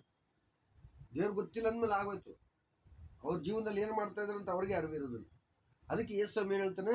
ದೇವ್ರೇ, ತಂದೆಯೇ ಇವರಿಗೆ ಕ್ಷಮಿಸು, ತಂದೆಯೇ ಇವರಿಗೆ ಕ್ಷಮಿಸು, ತಾವು ಏನು ಮಾಡುತ್ತಾರೆ ಎಂಬುದನ್ನು ಅರಿಯರು. ಯಾರನ್ನ ಕ್ಷಮಿಸಕ್ಕೆ ಹೇಳ್ತಾ ಇದಾರೆ? ತನ್ನನ್ನ ಸಾಯಿಸೋರ್ನ. ನಾವೇನ್ ಮಾಡ್ತೀವಿ? ನಮ್ಗೆ ಯಾರು ಒಂದು ಕೆನ್ನೆ ಹೊಡೆದ್ರೆ ಏನ್ ಮಾಡ್ತೀವಿ? ನಾವು ಅವ್ನ ಕೆನ್ನೆ ಹೊಡಿತೀವಿ. ನಾವು ಅವ್ನ ಕಾಲ್ ಮುಡಿದ್ರೆ ಅವ್ನು ನಮ್ಮ ಕಾಲ್ ಮುಡಿದ್ರೆ ನಾವು ಅವ್ನ ಕಾಲ್ ಮುರಿತೀವಿ. ಹೌದಿಲ್ಲ? ಸೈಡ್ಗೆ ಸೈಡ್ ತಿರ್ಸ್ತೀವಿ. ಸೈಡ್ಗೆ ಸೈಡ್ ತಿರ್ಸ್ಕೊಂತೀವಿ ನಾವು. ಆದ್ರೆ ಅಂತ ಬುದ್ಧಿ ಇರಬಾರ್ದು ನಮ್ಮಲ್ಲಿ. ನಿಮ್ ತಂದೆ ಆತರ ಅಲ್ಲ, ಪರಮೇಶ್ವರ ಆತರ ಅಲ್ಲ. ಎಲ್ಲವನ್ನು ಸಹಿಸ್ಕೊಳ್ಳಂತ ಪರಮೇಶ್ವರ. ನೀನು ಒಳಗೊಳಗೆ ಎಷ್ಟೆಲ್ಲ ಪಾಪ ಮಾಡ್ತಾ ಇದ್ದೀಯ ನೀನು. ಆದ್ರೂ ಕೂಡ ಆ ಒಂದು ಪಾಪದಲ್ಲಿ ನಿನ್ ಜೊತೆಲಿ ಇದ್ದೀನಲ್ಲ, ನೀನ್ ಪಾಪ ಮಾಡ್ತಾ ಇದೀಯ ಅಂದ್ಬಿಟ್ಟು ನಾನು ಬಿಟ್ಟು ಹೋಗ್ಲಿಲ್ವಲ್ಲ. ದೇವ್ರು ನಾವು ಮೇಲ್ಕ್ ಹೋದ್ಮೇಲೆ ಹಂಗೆ ಕ್ವಶನ್ ಕೇಳ್ತಾರಂತೆ. ನಿನ್ನ ಪಕ್ಕದಲ್ಲಿ ಒಂದು ಇಲಿ ಸತ್ತು ಬಿದ್ರನೇ ನಿನ್ ಕಡೆ 1 ಗಂಟೆ ಕುತ್ಕೊಳಕ್ ಆಗ್ಲಿಲ್ಲ. ಅಂತದ್ರಲ್ಲಿ ನೀನ್ ಮಾಡಿರೋಂಥ ಪಾಪದ ಜೊತೆಲೆ ನನ್ನನ್ನು ಕುಂಡಿಸ್ಕೊಂಡಿದ್ಯಲ್ಲ. ನಾನು ಇದ್ದೀನಂತ ಕೂಡ ಪ್ರಜ್ಞೆ ಕೂಡ ನಿನಗಿಲ್ವಲ್ಲ. ನೀನ್ ಮಾಡೋಂಥ ಹಲ್ಕ ಕೆಲಸಗಳು ನಾನು ಹೆಂಗ್ ಸಹಿಸ್ಕೊಂಡಿರ್ಬೇಕು ಲೆಕ್ಕ. ಜೀವನ ಪರ್ಯಂತ ನಾನು ಹೆಂಗ್ ಸಹಿಸ್ಕೊಂಡಿರ್ಬೇಕು.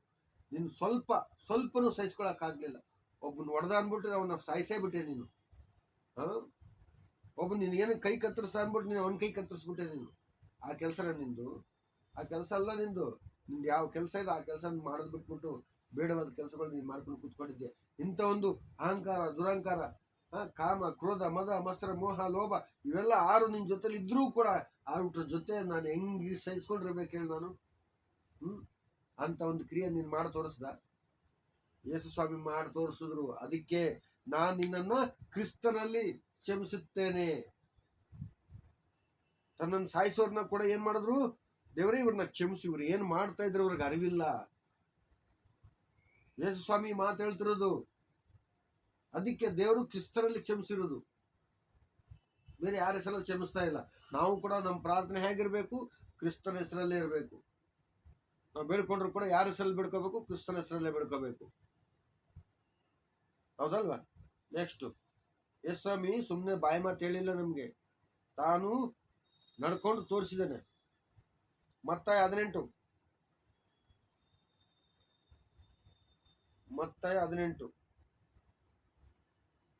34-35.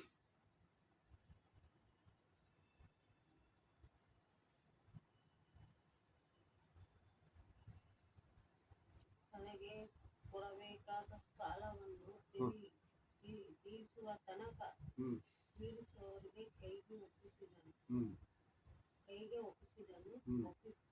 ನಿಮ್ಮಲ್ಲಿ ಪ್ರತಿಯೊಬ್ಬನು ತನ್ನ ಸಹೋದರನಿಗೆ ಮನಪೂರ್ವಕವಾಗಿ ಕ್ಷಮಿಸದೆ ಹೋದರೆ ಹ್ಮ್. ಪರಲೋಕದಲ್ಲಿರುವ ನನ್ನ ತಂದೆಯು ನಿಮಗೆ ಹಾಗೆ ಮಾಡುವನು ಎಂದನು. ಇದು ಇನ್ನೊಂದ್ಸಲ ನನಗೆ ಕೊಡಬೇಕಾದ ತನಗೆ ಕೊಡಬೇಕಾದ ಸಾಲವನ್ನು ತೀರಿಸುವ ತನಕ ಪೀಡಿಸುವವರ ಕೈಗೆ ಒಪ್ಪಿಸಿದನು. ಅಂದ್ರೆ ಏನಂದ್ರೆ ಒಂದು ಕತೆ ಹೇಳಿದ್ರು. ಎಸ್ ಸ್ವಾಮಿ ಒಂದು ಕತೆ ಹೇಳ್ತಾರೆ. ಏನಂತ, ಇಬ್ರು ಸಾಲಗಾರ ಇರ್ತಾರೆ, ಗೊತ್ತಾ? ಇಬ್ರು ಸಾಲಗಾರ ಇರ್ತಾರೆ. ಒಬ್ಬನೇನು 50 ರೂಪಾಯಿ ಕೊಡಬೇಕು, ಇನ್ನೊಬ್ರೇನು 50,000 ಕೊಡಬೇಕು. ಅವರಿಬ್ರು ಬಂದು ಆ ರಾಜನ ಹತ್ರ ಬಂದು, ರಾಜರೇ ನನಗೆ ಕೊಡೋ ಯೋಗ್ಯತೆ ನನಗಿಲ್ಲ ಅಂತ ಇಬ್ರು ಕ್ಷಮೆ ಕೇಳ್ತಾರೆ. ಅವಾಗ ಆ ರಾಜ ಏನ್ ಮಾಡ್ತಾನೆ? ಇಬ್ರನ್ನ ಆಯ್ತು ಹೋಗ್ರಿ ಅಂತ ಕನಿಕರಿಸಿ ಕ್ಷಮಿಸ್ಬಿಡ್ತಾನೆ. ಅವ್ರನ್ನ ಕನಿಕರಿಸಿ ಕ್ಷಮಿಸ್ಬಿಡ್ತಾನೆ. ಅವಾಗ ಅವರಿಬ್ರದ್ದು ಒಬ್ರದ್ದು 50 ರೂಪಾಯಿ ಇರ್ತದೆ, ಒಬ್ರದ್ದು 50,000 ಇರ್ತದೆ. ಯಾರಿಗೆ ಜಾಸ್ತಿ ಕ್ಷಮಿಸ್ದಂಗಾಯ್ತು? ಯಾರಿಗೆ ಜಾಸ್ತಿ ಕ್ಷಮಿಸ್ದಂಗಾಯ್ತು? ಯಾರ್ದು 50,000, ಯಾರಿಗೆ 50,000 ಇರ್ತದೋ ಅವನಿಗೆ ಜಾಸ್ತಿ ಕ್ಷಮಿಸ್ದಂಗಾಯ್ತು. ಅವ್ರು ಕ್ಷಮಿಸಿದ್ರು ಅಂದ್ಬಿಟ್ಟು ಅವ್ರು ಹೋದ ತಕ್ಷಣ ಒಬ್ಬನೇನ ಆ ಕಡೆ ಹೊಂಟೋದ, 50,000 ಕೊಡಬೇಕಾಗಿತ್ತಲ್ಲ. ಅವನೇನ್ ಮಾಡ್ತಾನೆ? ಅವನಿಗೆ 100 ರೂಪಾಯಿ ಕೊಡೋನು ಒಬ್ಬನಿರ್ತಾನೆ. ಆ ಟೈಮಲ್ಲಿ ಅವನ ಎದುರುಗಡೆ ಬರ್ತಾನೆ. ಏಯ್ ಬರ ಇಲ್ಲಿ ಅಂದ್ಬಿಟ್ಟು ಅವನು ಹಂಗಿಡ್ದು ಎಲ್ಲ ನನ್ನ 100 ರೂಪಾಯಿ ಅಂತ ಕೇಳ್ತಾನೆ. ಅವನಿಗೆ ಕೆನ್ನೆ ಹೊಡೆದು, ಕೊಡೋ ನಾನು 100 ರೂಪಾಯಿ, ಎಷ್ಟು ದಿನ ಬೇಕು ನಿಮ್ಗೆ 100 ರೂಪಾಯಿ ಕೊಡೋಕ್ಕೆ ಅಂತ ಅವ್ನು ಹೊಡೆದು ಕೇಳಬೇಕಾದ್ರೆ ಒಬ್ಬ ಸೈನಿಕ ನೋಡ್ತಾನೆ. ಒಬ್ಬ ಸೈನಿಕ ನೋಡಿ, ದೇವ್ರೆ ನೀವೇನೋ ಅವನಿಗೆ ಕ್ಷಮಿಸಿಬಿಟ್ರಿ, 50,000 ಕ್ಷಮಿಸಿಬಿಟ್ರಿ, ಆದ್ರೆ ಅವನಿಗೆ ಕೊಡ್ಬೇಕಾಗಿರೋ 100 ರೂಪಾಯಿ ಕ್ಷಮಿಸಕ್ ಆಗ್ತಿಲ್ಲ ಅವನ ಕೈಲಿ ಅಂತ ಹೋಗಿ ಅವ್ರ ಹತ್ರ ಹೇಳಿದಾಗ, ಎಲ್ಲಿ ಅವನ ಕರ್ಕೊಂಬರ್ರಿ ಅಂತ ಹೇಳ್ತಾನೆ. ಅವಾಗ ಅವನ ಕರ್ಕೊಂಬರ್ತಾರೆ. ಹಿಡ್ಕೊಂಬಂದಾಗ, ನಾನು ನಿನ್ಗೆ 50,000 ಕ್ಷಮಿಸಿದ್ದೆ, ಅವನಿಗೆ ನೀನು 100 ರೂಪಾಯಿ ಕ್ಷಮಿಸಕ್ಕಾಗ್ಲಿಲ್ಲ ನಿನ್ ಕೈಲಿ. ಇವಾಗ ನನ್ಗೆ 50,000 ತೀರ್ಸೋವರೆಗೂ ಜೈಲಲ್ಲಿ ಇರು ಅಂದ್ಬಿಟ್ಟು ನರಕದಲ್ಲಿ ಆಗ್ತಾನೆ, ಜೈಲಲ್ಲಿ ಆಗ್ತಾನೆ. ಹೇಳಿ ಇವಾಗ ಇದು ನ್ಯಾಯನೇ? 50,000 ದೇವ್ರು ಕ್ಷಮಿಸಿ ಬಿಡ್ಬೇಕಾದ್ರೆ, ದೇವ್ರು ನಮ್ಮನ್ನು ಕ್ಷಮಿಸ್ಬೇಕಾದ್ರೆ ನಾವ್ಯಾಕೆ ಇನ್ನೊಬ್ಬರನ್ನ ಕ್ಷಮಿಸಬಾರ್ದು? ಕ್ಷಮಿಸ್ಬೇಕು. ಅದನ್ನ ಹೇಳ್ತಾರೆ ಅಲ್ಲಿ. 50,000 ಕೊಡೋನ್ನ ರಾಜ ಕ್ಷಮಿಸಿದಂದ್ಮೇಲೆ ಆ 100 ರೂಪಾಯಿ ಕೊಟ್ಟವನ್ನ ಕ್ಷಮಿಸ್ಬೇಕಾಗಿತ್ತಲ್ಲ ಅವನು. ಇನ್ಯಾರಿಗೆ ನಾನು ಕೊಡ್ಬೇಕು? ರಾಜನೇ ನಮಗೆ 50,000 ಕ್ಷಮಿಸಿದಂತೆ, ಇವನು 100 ರೂಪಾಯಿ ನಾನು ಕ್ಷಮಿಸಿದ ದೊಡ್ಡ ವಿಷಯ ಅಲ್ಲ. ಆಯ್ತು ಹೋಗ, ರಾಜನೇ ನಾನು ಕ್ಷಮಿಸಿದ, ನಾನು ನಿನ್ನ ಕ್ಷಮಿಸ್ತೀನಿ ಹೋಗಂತ ದೊಡ್ಡ ಮನಸ್ಸು ತೋರಿಸ್ಬೋದಾಗಿತ್ತು ಇವನು. ಆದ್ರೆ ತೋರಿಸ್ಲಿಲ್ಲ. ಆ 100 ರೂಪಾಯಿಗೆ ಆಸೆ ಬಿದ್ದು ಏನ್ ಮಾಡ್ದ? ಹಂಗಿಡ್ದು ಕೇಳಕ್ ಶುರು ಮಾಡ್ದ. ಆ ವಿಷಯ ರಾಜನಿಗೆ ಗೊತ್ತಾಗಿ, ನನ್ನ ಮಗನೇ ನಿನಗೆ 50,000 ಕ್ಷಮಿಸಿದ್ನಲ್ಲೂ 100 ರೂಪಾಯಿ ಅವನ್ನ ಬಿಟ್ಬಿಡಕ್ ಆಗ್ಲಿಲ್ವಾ? 100 ರೂಪಾಯಿ ಕ್ಷಮಿಸಕ್ ಆಗ್ಲಿಲ್ವಾ ನೀನು? ಬಾ ಇವಾಗ ಬಾ, ನಿನ್ಗೆ ಮಾಡ್ತೀನಿ, ಈಗ 50,000 ಕೊಡೋವರೆಗೂ ನಿನ್ಗೆ ಆಸೆ ಬಿಡಲ್ಲ ಬಾ ಅಂತ ತೊಗೊಂಡೋಗಿ ಒಳಗಾಗ್ತಾನೆ. ದೇವ್ರು ಕೂಡ ಅದೇ ಕೆಲಸ ಮಾಡ್ತಾರೆ ನಮ್ಮ ಜೊತೆಲಿ. ದೇವ್ರು ಕೂಡ ಅದೇ ಕೆಲಸ ನಮ್ಮ ಜೊತೆಲಿ ಮಾಡ್ತಾರೆ. ಅದಕ್ಕೆ ನಾವೇನ್ ಮಾಡ್ಬೇಕು? ದೇವ್ರು ನಮ್ಮನ್ನ ಕ್ಷಮಿಸಿರೋದ್ರಿಂದ ನಾವು ಕೂಡ ಎಲ್ಲರನ್ನ ಕ್ಷಮಿಸ್ಬೇಕು. ನಾವು ಮುಯಿ ತೀರಿಸಬಾರ್ದು. ದೇವ್ರು ನಮ್ಗೆ ಫ್ರೀಯಾಗಿ ಕ್ಷಮಿಸಿದರೆ, ನಾವು ಇನ್ನೊಬ್ರಿಗೆ ಕ್ಷಮಿಸ್ಬೇಕು ಅಂದ್ರೆ ಲಂಚ ತಗೋಬಾರ್ದು. ಇನ್ನೊಬ್ರು ನಾವು ಕ್ಷಮಿಸ್ಬೇಕಂದ್ರೆ ಲಂಚ ತಗೋಬಾರ್ದು. ದೇವ್ರು ನಮ್ಗೆ ಫ್ರೀಯಾಗಿ ಕ್ಷಮಿಸಿರೋದ್ರಿಂದ ನಾವು ಕೂಡ ಅವ್ರನ್ನ ಫ್ರೀಯಾಗಿ ಕ್ಷಮಿಸ್ಬೇಕು. ಇನ್ನೊಂದ್ಸಲ ಓದೋದನ್ನ ಇವಾಗ, ತನಗೆ ಕೊಡಬೇಕಾದ ಸಾಲವನ್ನು ತೀರಿಸುವ ತನಕ ಪೀಡಿಸುವವರ ಕೈಗೆ ಒಪ್ಪಿಸಿದನು. ನಿಮ್ಮಲ್ಲಿ ಪ್ರತಿಯೊಬ್ಬನು ತನ್ನ ಸಹೋದರನಿಗೆ ಮನಪೂರ್ವಕವಾಗಿ ಕ್ಷಮಿಸದೆ ಹೋದರೆ ಪರಲೋಕದಲ್ಲಿರುವ ನನ್ನ ತಂದೆಯು ನಿಮಗೆ ಹಾಗೆಯೇ ಮಾಡುವನು. ಅರ್ಥ ಆಯ್ತಾ? ನೋಡಿ ಎಷ್ಟು ಸ್ಪಷ್ಟವಾಗಿ ದೇವ್ರು ಹೇಳ್ತಾ ಇದ್ದಾರೆ. ನಾವ್ ಹಂಗ್ ಮಾಡಕ್ ಹೋಗ್ಬಾರ್ದು. ಯೇಸು ಸ್ವಾಮಿ ಮಾತುಗಳು ನಾವು ಕೇಳಿ ಅದರಂತೆ ನಡಿಬೇಕು ನಾವು. ನಮ್ಮ ಇಷ್ಟ ಪ್ರಕಾರ ನಡ್ಕೊಂಡ್ರೆ ಇವನಿಗೆ ಆದಂಗೆ ಒಂದು ಪರಿಸ್ಥಿತಿ ನಮ್ಗೆ ಆಗ್ಬಿಡ್ತದೆ. ಹಂಗಾಗೋದು ಬೇಡ. ಮತ್ತಾಯ 5:44-48. ಮತ್ತಾಯ 5 5:44-48.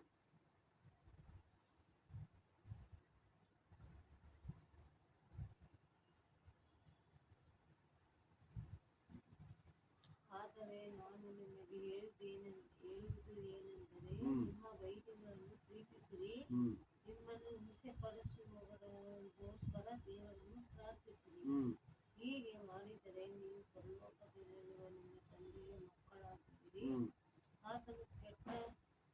ಆತನು ಕೆಟ್ಟವರ ಮೇಲೆಯೂ ಒಳ್ಳೆಯವರ ಮೇಲೆಯೂ ತನ್ನ ಸೂರ್ಯನು ಮೂಡುವಂತೆ ಮಾಡುತ್ತಾನೆ. ಹ್ಮ್ ನೀತಿವಂತರ ಮೇಲೆಯೂ ಹ್ಮ್ ಅನೀತಿವಂತರ ಮೇಲೆಯೂ ಹ್ಮ್ ಮಳೆ ಸುರಿಸುತ್ತಾನೆ. ಹ್ಮ್ ನಿಮಗೆ ಪ್ರೀತಿ ಈ- ತೋರಿಸುವವರನ್ನೆಲ್ಲ ನಿಮಗೆ ಪ್ರೀತಿ ತೋರಿಸುವವರನ್ನೇ ನೀವು ಪ್ರೀತಿಸಿದರೆ ಫಲವೇನು? ಭ್ರಷ್ಟರು ಹಾಗೆ ಮಾಡುವುದಿಲ್ಲವೇ? ನಿಮ್ಮ ಸಹೋದರರಿಗೆ ಮಾತ್ರ ನೀವು ಮರ್ಯಾದೆ ಕೊಟ್ಟರೆ ಏನು ಹೆಚ್ಚು ಮಾಡಿದ ಹಾಗಾಯಿತು? ಅನ್ಯಜನರು ಹಾಗೆ ಸಹ ಹಾಗೆ ಮಾಡುವುದಿಲ್ಲವೇ? ಆದದರಿಂದ ಪರಲೋಕದಲ್ಲಿರುವ ನಿಮ್ಮ ತಂದೆಯು ಯಾವ ದೋಷವೂ ಇಲ್ಲದವರಾಗಿರುವಂತೆ ನೀವು ದೋಷವಿಲ್ಲದವರಾಗಿರಿ. ಸಾಕು ನೋಡ್ದ ಎಂತ ಮಾತು. ಆದರೆ ನಾನು ನಿಮಗೆ ಹೇಳುವುದೇನೆಂದರೆ, ನಿಮ್ಮ ವೈರಿಗಳನ್ನು ನೀವು ಪ್ರೀತಿಸಿರಿ. ವೈರಿಗಳನ್ನ ಕೂಡ ನಾವು ಪ್ರೀತಿಸ್ಬೇಕಂತೆ. ನಿಮ್ಮನ್ನು ಹಿಂಸೆ ಪಡಿಸುವವರಿಗೋಸ್ಕರ ದೇವರನ್ನು ಪ್ರಾರ್ಥಿಸಿರಿ. ಯಾರೆಲ್ಲ ನಮ್ಗೆ ಹಿಂಸೆ ಕೊಡ್ತಿರ್ತಾರೆ, ನಾವ್ ಏನ್ ಮಾಡ್ಬೇಕು? ಅವರ ದೇವರ ಹತ್ರ ಒಪ್ಪಿಸಿ ಪ್ರಾರ್ಥನೆ ಮಾಡ್ಬೇಕು. ದೇವರಿಗೆ ಅವ್ರಿಗೆ ಒಳ್ಳೆ ಆಲೋಚನೆ ಕೊಡು, ಒಳ್ಳೆ ಬುದ್ಧಿ ಕೊಡು. ಯಾಕೆ? ಅವನು ನಮ್ಗೆ ಹಿಂಸೆ ಕೊಡ್ತಾ ಇರ್ತಾನೆ. ಮತ್ತೆ ನಾವ್ಯಾಕೆ ಅವ್ರಿಗೆ ದೇವರ ಹತ್ರ ಪ್ರಾರ್ಥನೆ ಮಾಡ್ಬೇಕು? ಅಂದ್ರೆ ಅವನಿಗೆ ಒಳ್ಳೆ ಬುದ್ಧಿ ಬಂದಿರ್ತಾನೆ, ನಮ್ಗೆ ಹಿಂಸೆ ಕೊಡಲ್ವ. ಅವನು ಒಳ್ಳೆ ಬುದ್ಧಿ ತೋರಿಸಲ್ಲ ಅಂದ್ಬಿಟ್ಟು ನಾವು ಕೆಟ್ಟ ಬುದ್ಧಿ ತೋರಿಸಿದ್ರೆ ಏನಾಗುತ್ತೆ? ಕೆಟ್ಟವ್ರು ಯಾಕಂದ್ರೆ ನಾವು ದೇವ್ರಿಗೆ ಗೊತ್ತಿಲ್ಲ, ಅವ್ರು ಆ ಕೆಲಸಗಳು ಮಾಡ್ತಾರೆ. ನಾವು ದೇವ್ರಿಗೆ ಗೊತ್ತಿದ್ದು ಆ ಕೆಲಸ ಮಾಡಿದ್ರೆ ಅವ್ರಿಗಿಂತ ಫಸ್ಟ್ ನಾವು ನಡ್ಕೋಕ್ ಹೋಗ್ತೀವಿ. ಅದಕ್ಕೆ ನಾವು ಎಲ್ಲರನ್ನ ಅಂಥವ್ರನ್ನ ಏನ್ ಮಾಡ್ಬೇಕು? ದೇವರ ಹತ್ರ ಒಪ್ಪಿಸಿ, ದೇವರಿಗೆ ಒಳ್ಳೆ ಆಲೋಚನೆ ಕೊಡು, ಒಳ್ಳೆ ಬುದ್ಧಿ ಕೊಡು ಅಂತ ನಾವು ಬೇಡ್ಕೋಬೇಕು. ನೋಡು, ಇಂಥ ಒಂದು ಆಲೋಚನೆ ಯಾವ ದೇವ್ರು ಕೊಟ್ಟಿದ್ದಾರೆ ನಮ್ಗೆ? ಒಬ್ರನ್ನೊಬ್ರು ಹೊಡೆದ ಹಾಕುವಂತ ಕೆಲಸಗಳೇ ಮಾಡ್ತಾ ಇದಾರೆ ಎಲ್ಲರೂ. ಇಂಥ ಆಲೋಚನೆ ಯಾರು ಕೊಟ್ಟಿದ್ದಾರೆ? ಅದಕ್ಕೆ ಹೇಳೋದು, ಎಲ್ಲರಿಗಿಂತ ಆಲೋಚನೆ ಕೊಡೋದು ತುಂಬಾ ಇಂಪಾರ್ಟೆಂಟು. ನಿಮ್ಮನ್ನು ಹಿಂಸೆ ಪಡೆಯುವಗೋಸ್ಕರ ದೇವರನ್ನು ಪ್ರಾರ್ಥಿಸಿರಿ. ಹೀಗೆ ಮಾಡಿದರೆ ನೀವು ಪರಲೋಕದಲ್ಲಿರುವ ನಿಮ್ಮ ತಂದೆಗೆ ಮಕ್ಕಳಾಗುವಿರಿ.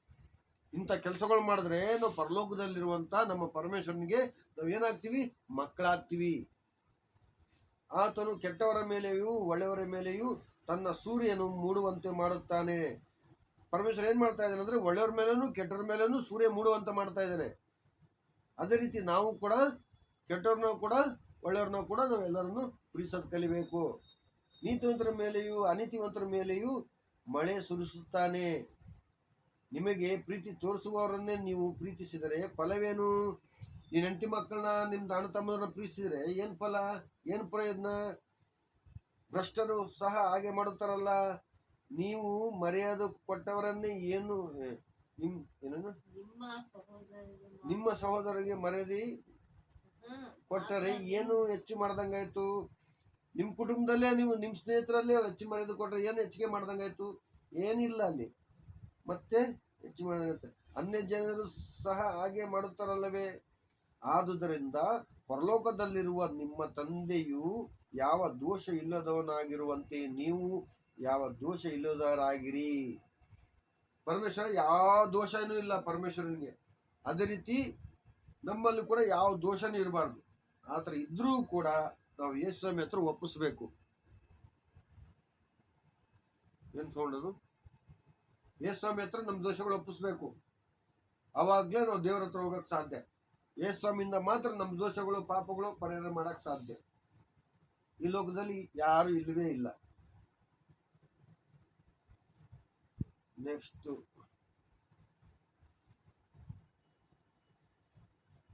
ಆಯ್ತಲ್ಲ ಇದು.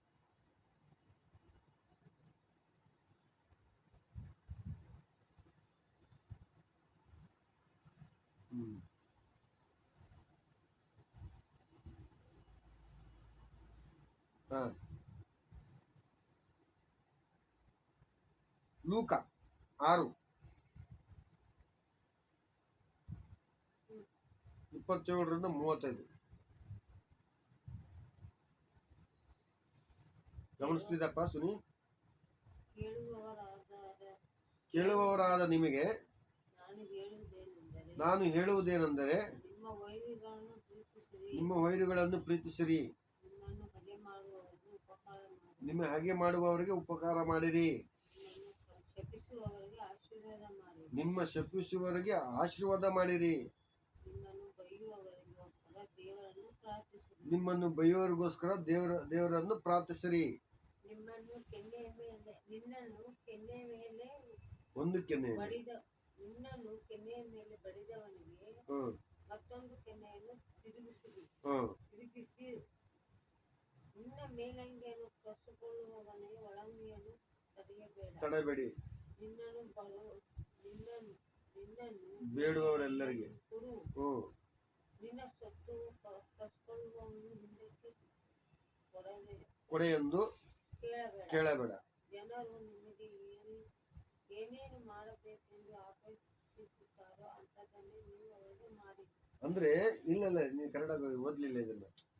ನಿಮಗೆ ಏನೇನು ಮಾಡಬೇಕೆಂದು ತಾರೋ ಅಲ್ಲ ತೀರೋ ಅಪೇಕ್ಷಿಸುತ್ತೀರೋ ಅಂತದನ್ನೇ ನೀವು ಅವರಿಗೆ ಮಾಡಿ. ಸಾಕು 1 ನಿಮಿಷ. ಇದು ಏನ್ ಲಾಸ್ಟ್ ವಚನ ಏನಂದಿದೆ ಅರ್ಥ? ಲಾಸ್ಟ್ ವಚನ ಓದ್ದಲ್ಲ ಇವಾಗ, ಅದ್ರ ಅರ್ಥ ಏನು? ಜನರು ನಿಮಗೆ ಏನೇನು ಮಾಡಬೇಕೆಂದು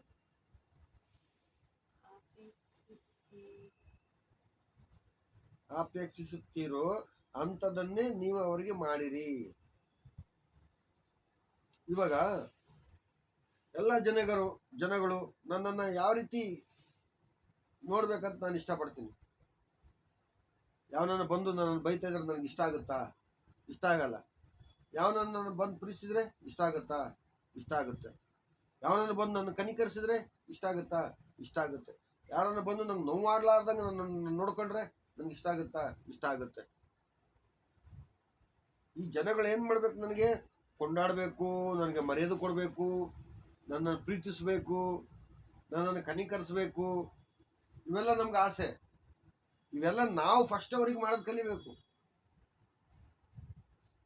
ನಾವು ಫಸ್ಟ್ ಮಾಡೋದನ್ನ ಕಲಿಬೇಕು. ಈಗ ಎಕ್ಸಾಂಪಲ್, ಈಗ ಯಾವ್ದನ್ನೆಲ್ಲ 1 kg ಅಕ್ಕಿ ತಗೊಳಕ್ ಹೋಗ್ತೀವಿ. 1 kg ಅಕ್ಕಿ ಎಷ್ಟು? 50 ರೂಪಾಯಿ. ಈಗ ನಾವು ಬರೀ 1 kg ಅಕ್ಕಿ ಕೊಡಪ್ಪ ಅಂತಂದ್ರೆ ಕೊಡ್ತಾನೆ ಅವನು? ಕೊಡಲ್ಲ. ನಾವು 50 ರೂಪಾಯಿ ಫಸ್ಟ್ ನಾವು ಕೊಟ್ರೆ, ದುಡ್ಡು ಕೊಟ್ರೆ ಅವ್ನು ನಮ್ಗೆ ಕೊಡ್ತಾನೆ. ಹೌದಲ್ವಾ? ಅಂಗಡಿ ಅವ್ನು ಸುಮ್ಮನೆ ಕೊಡ್ತಾನೆ ನಮ್ಗೆ. ಹೋಟ್ಲಿಗೆ ಹೋಗ್ತೀವಿ, 1 ಟೀ ಕೊಡಂತೀವಿ, ಕಾಸು ಕೊಟ್ರೆ ಕೊಡ್ತಾನೆ ಅವನು. ಹೌದಲ್ವಾ? ಅದೇ ರೀತಿ ಫಸ್ಟ್ ನಾವು ಇದನ್ನೆಲ್ಲ ಮಾಡೋದು ಕಲಿಬೇಕು. ಇಷ್ಟೊತ್ತು ಓದ್ದಲ್ಲ, ಇನ್ನೊಂದ್ಸರಿ ಓದು. ಈಗ ನಾವೇನ್ ಕಲಿಬೇಕಂದ್ರೆ ಇವಾಗ ಇದು ನೋಡಕ್ ಮಾತು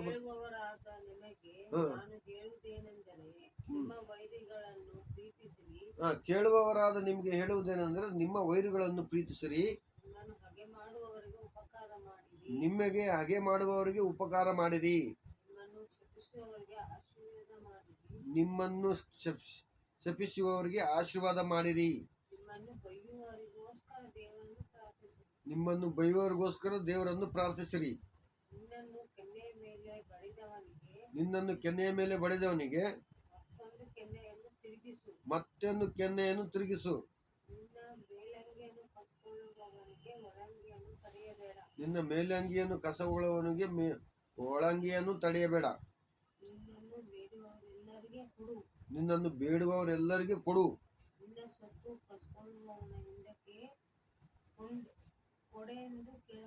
ನಿನ್ನನ್ನು ಎಲ್ಲೈತದು ನಿನ್ನ ಸೊತ್ತು ಕಸಕೊಳ್ಳುವವನಿಗೆ ಹಿಂದಕ್ಕೆ ಕೊಡೆ ಎಂದು ಕೇಳಬೇಡ.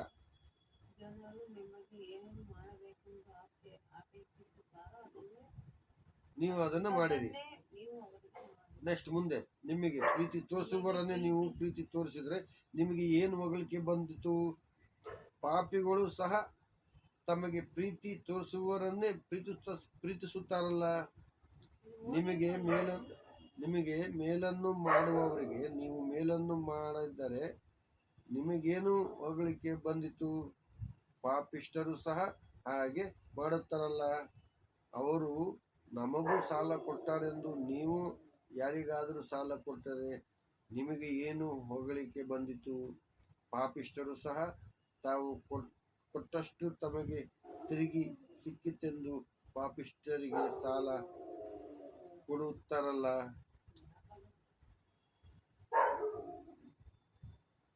ಚೆಕ್ ಮಾಡು.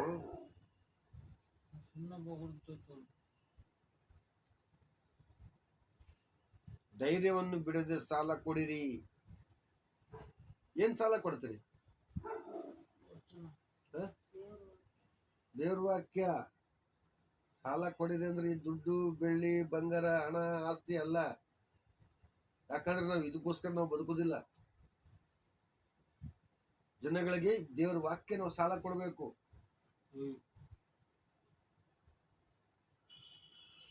ಈಗ ಮಾಡಿದರೆ ನಿಮಗೆ ಬಹಳ ಫಲ ಸಿಕ್ಕುವುದು ಮತ್ತು ನೀವು ಪರಮಾತ್ಮನ ಮಕ್ಕಳಾಗುವಿರಿ. ಆತನಂತೂ ಉಪಕಾರ ನೆನಸದವರಿಗೂ ಕೆಟ್ಟವರಿಗೂ ಉಪಕಾರಿಯಾಗಿದ್ದಾನೆ.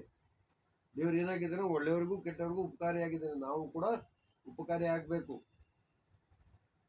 ಅರ್ಥ ಆಯ್ತಾ? ಇಷ್ಟೆಲ್ಲ ನೋಡು, ಸಿಂಪಲ್ ಮ್ಯಾಟ್ರುಗಳು.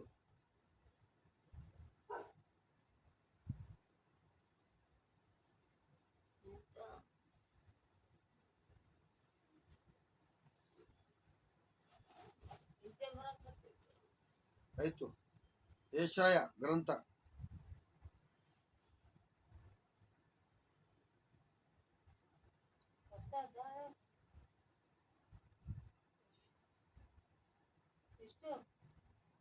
ಯೆಶಾಯ 43:7.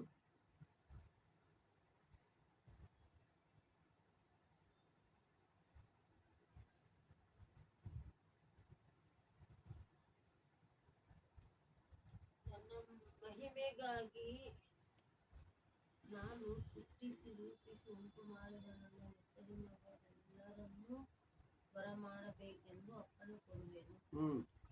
ತನ್ನ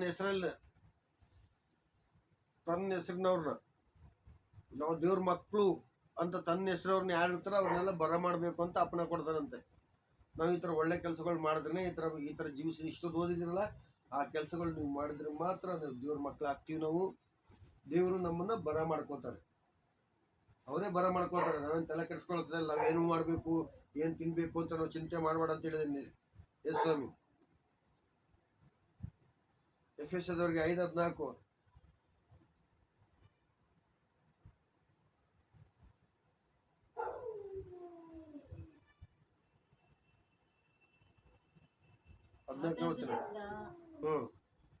ನಿದ್ರೆ ಮಾಡುವವನೇ ಎಚ್ಚರವಾಗು, ಸತ್ತವರನ್ನು ಬಿಟ್ಟು ಏಳು, ಕ್ರಿಸ್ತನು ನಿನಗೆ ಪ್ರಕಾಶ ಕೊಡುವನೆಂದು ಹೇಳಿಯದೆ. ಸಾಕು.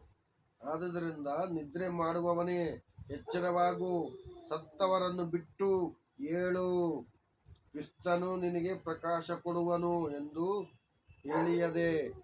ಕ್ರಿಸ್ತನೊಬ್ಬನೇ ನಮಗೆ ಪ್ರಕಾಶ ಕೊಡ್ತಾನೆ. ಈ ಲೋಕದಲ್ಲಿ ಯಾರು ಇಲ್ಲ. ಯಾಕಂದ್ರೆ ಈ ಲೋಕದಲ್ಲಿ ಕ್ರಿಸ್ತನೊಬ್ಬನೇ ಪ್ರಕಾಶ ಆಗಿದ್ದಾನೆ.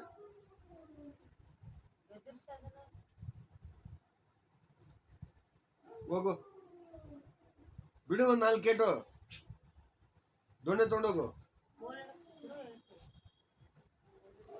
ಇಲ್ಲಾಂದ್ರೆ ರೋಡಲ್ಲಿ ಕಟ್ಬಿಡು ಬಂದ್ಬಿಡು. ಅದನ್ನ ಹೋಗು, ಹಿಂದೆ ಕಟ್ಬಿಡು ಬಂದ್ಬಿಡು. ಮಳೆ ಪಳೆ ಬಂದ್ರೆ ಅಲ್ಲೇ ಬಿದ್ದಿರ್ಲಿ.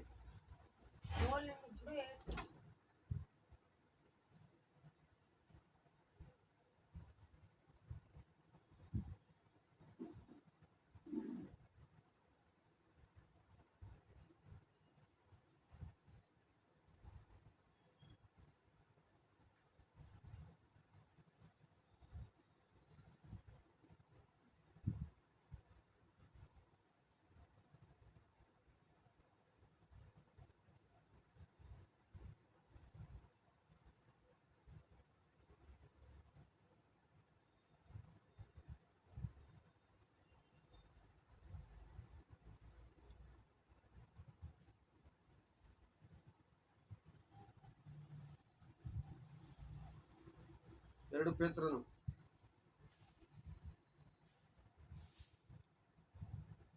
2 ಪೇತ್ರನು 3 2 ಪೇತ್ರನು 3 ವಚನ ಎಷ್ಟು? 4ರಿಂದ 9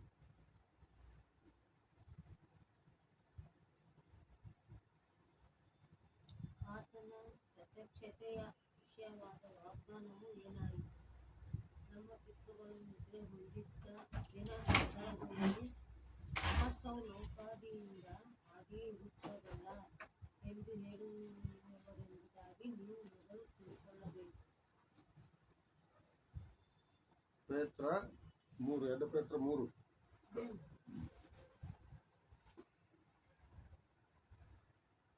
ಆಗಿಂದ ಕಡ್ದ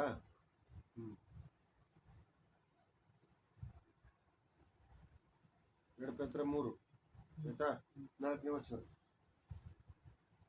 ಓದು ನೀನು ಆತನ ಪ್ರತ್ಯಕ್ಷತೆಯ ವಿಷಯವಾದ ವಾಗ್ದಾನವು ಏನಾಯಿತು?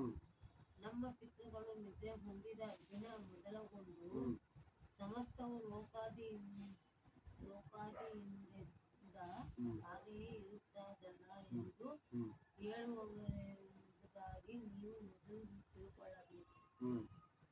ಹೀಗೆ ಮಾತಾಡುವವರು ಒಂದು ಸಂಗತಿಯನ್ನು ತಿಳಿದರೂ ಬೇಕೆಂದು ಮರೆತು ಬಿಡುತ್ತಾರೆ. ಅದೇನೆಂದರೆ ಪೂರ್ವಕಾಲದಲ್ಲಿದ್ದ ಭೂಮಾಕಾಶಗಳು ದೇವರ ವಾಕ್ಯದ ಮೂಲಕ ನೀರಿನಿಂದ ಉಂಟಾಗಿ ನೀರಿನಿಂದ ಆಧಾರಗೊಂಡಿರುವಲ್ಲಿ ಆ ನೀರುಗಳಿಂದಲೇ ಆ ಕಾಲದಲ್ಲಿದ್ದ ಲೋಕವು ಪ್ರಳಯದಲ್ಲಿ ನಾಶವಾಯಿತು. ಆದರೆ ಈಗಿರುವ ಭೂಮಾಕಾಶಗಳು ಅದೇ ವಾಕ್ಯದ ಬಲದಿಂದ ಬೆಂಕಿಯ ಮೂಲಕ ನಾಶವಾಗುವುದಕ್ಕೆ ಇಡಲ್ಪಟ್ಟಿದೆ. ಏನಕ್ಕೆ ಇಡಲ್ಪಟ್ಟಿದೆ? ಬೆಂಕಿಯಿಂದ ನಾಶ ಮಾಡಕ್ಕೆ ಇಡಲ್ಪಟ್ಟಿದೆ. ಮತ್ತು ಭಕ್ತಿಹೀನರ ಶಿಕ್ಷೆ ವಿಧಿಯು ನಾಶವುಂಟಾಗುವ ದಿನಕ್ಕಾಗಿ ಆ ಬೆಂಕಿ ಸಿದ್ಧವಾಗಿದೆ. ಪ್ರಿಯರೇ, ಕರ್ತನ ಎಣಿಕೆಯಲ್ಲಿ ಒಂದು ದಿನವು 1000 ವರ್ಷಗಳಂತೆಯೂ 1000 ವರ್ಷಗಳು ಒಂದು ದಿನದಂತೆಯೂ ಅವೆ ಎಂಬುದನ್ನು ಮಾತ್ರ ಮರೆಯಬೇಡಿರಿ. ದೇವರು ಒಂದು ದಿನ ಅಂದ್ರೆ ಎಷ್ಟು ಲೆಕ್ಕ? 1000 ವರ್ಷ. ನೆನ್ಪಿಟ್ಕೊಳ್ಳಿ ಎಲ್ಲ. ದೇವರಿಗೆ ಒಂದು ದಿನ ಅಂದ್ರೆ ಎಷ್ಟು ಲೆಕ್ಕ? 1000 ವರ್ಷ. 1000 ವರ್ಷ ಅಂದ್ರೆ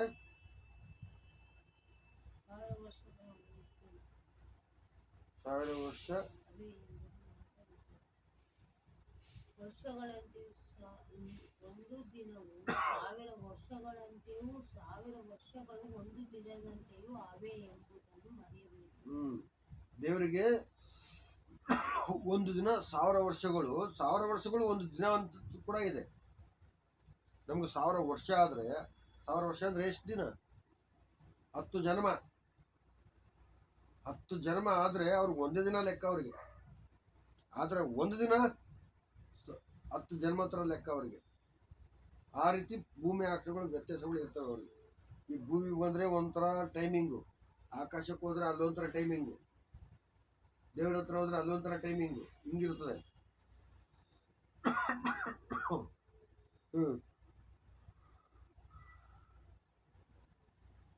ಈಗ ಎಕ್ಸಾಂಪಲ್, ಈ ಭೂಮಿ ನಿಧಾನಕ್ಕೆ ತಿರುಗ್ತೈತೆ. ನಿಧಾನಕ್ಕೆ ತಿರುಗಿದಷ್ಟು ಈಗ ಪ್ರಾಣಿ ಎಕ್ಸಾಂಪಲ್ ಇನ್ನೇ ಈಜಿ ಹೇಳ್ತೀನಿ. ಈಗ ನಾಯಿ ಮರಿಗಳಿದೆ. ಅವು ಚಿಕ್ಕ ನಾಯಿಗಳು ಬೇಗ ಬೆಳಿತಾವೆ, ಮನುಷ್ಯರು ಬೇಗ ಬೆಳಿತಾರೆ. ನಾಯಿಗಳು ಬೇಗ ಬೆಳಿತವೆ, ಹೌದಿಲ್ಲ? ಬೇಗ ಬೆಳಿತಾವೆ, ಬೇಗ ಮುದುಕರಾಗ್ತಾರೆ. ಹಂಗೆ 1000 ವರ್ಷ ಅಂತ ಹೇಳ್ತೀವಲ್ಲ, ಹಂಗೆ ಕಣ್ಣು ಮುಚ್ಕೊಂಡ್ರಷ್ಟಲ್ಲಿ 1000 ವರ್ಷ ಆಗೋಗುತ್ತಲ್ಲಿ. ಅಲ್ಲಿ ಮನುಷ್ಯರು ಅಷ್ಟೇ, ಮನುಷ್ಯರು ಇರ್ತಾರೋ ಬೇಗ ಇರ್ತಾರೋ ಗೊತ್ತಿಲ್ಲ. ಅಲ್ಲಿ ಬೇಗ ಹುಡ್ತಾರೆ, ಬೇಗ ದೊಡ್ಡರಾಗಿ, ಬೇಗ ಮುದುಕರಾಗಿ, ಬೇಗ ಸತ್ತು ಹೋಗ್ತಾರೆ. ಅವ್ರು ಅಷ್ಟರಲ್ಲೇ ಇಷ್ಟು ವರ್ಷ ಜೀವಿಸ ಸತ್ತೆ ಅಂತ ಅವ್ರು ಅಷ್ಟು ಆ ರೀತಿ ಫೀಲ್ ಆಗ್ತಿರ್ತಾರೆ. ಅವ್ರ ಮೈಂಡ್ ಸೆಟ್ ಹಂಗಿರುತ್ತೆ. ಪರಲೋಕದಲ್ಲಿ ನಮ್ಗೆ ಹಂಗೆ ಇರುತ್ತೆ. ನಮ್ಗೆ ನಾವು ಇಷ್ಟು ಬೇಗ ಇಷ್ಟು ವರ್ಷ ಆಯ್ತಾ ಅನಿಸುತ್ತೆ ನಮಗೆ. ಯಾಕಂದ್ರೆ ನಮ್ಗೆ ಇಲ್ಲಿ ಸ್ಲೋ ಇದೆ, ನಮ್ಗೆ ಇಲ್ಲಿ. ಅಲ್ಲಿ ತುಂಬಾ ಸ್ಪೀಡ್ ಇದೆ. ಅಲ್ಲಿ ಇನ್ನೊಂದು ಕಡೆ ಸ್ಪೀಡ್ ಇದೆ, ಇನ್ನೊಂದು ಕಡೆ ಸ್ಲೋ, ಅದರಲ್ಲಿ ಸ್ಲೋ ಇದೆ. ಆ ರೀತಿ ಅದು. ಮುಂದೆ ಹೋದ. ಕರ್ತನು ತನ್ನ ವಾಗ್ದಾನವನ್ನು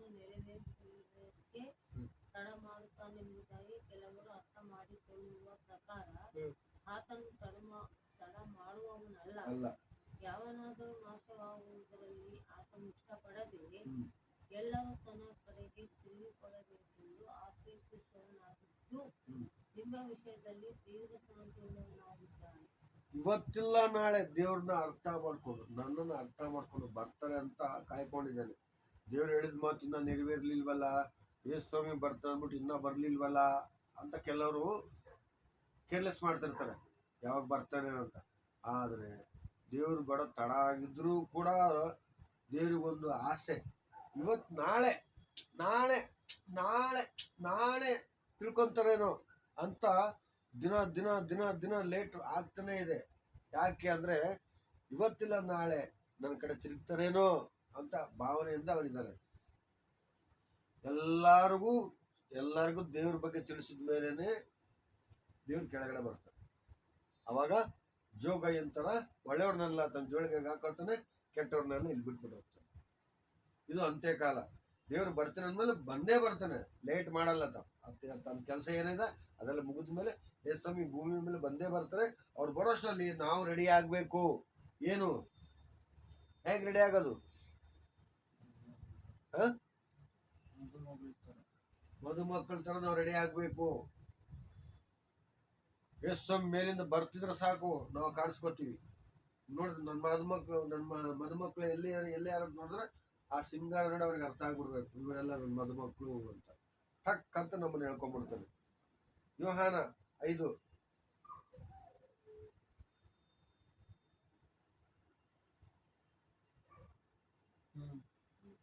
46 47.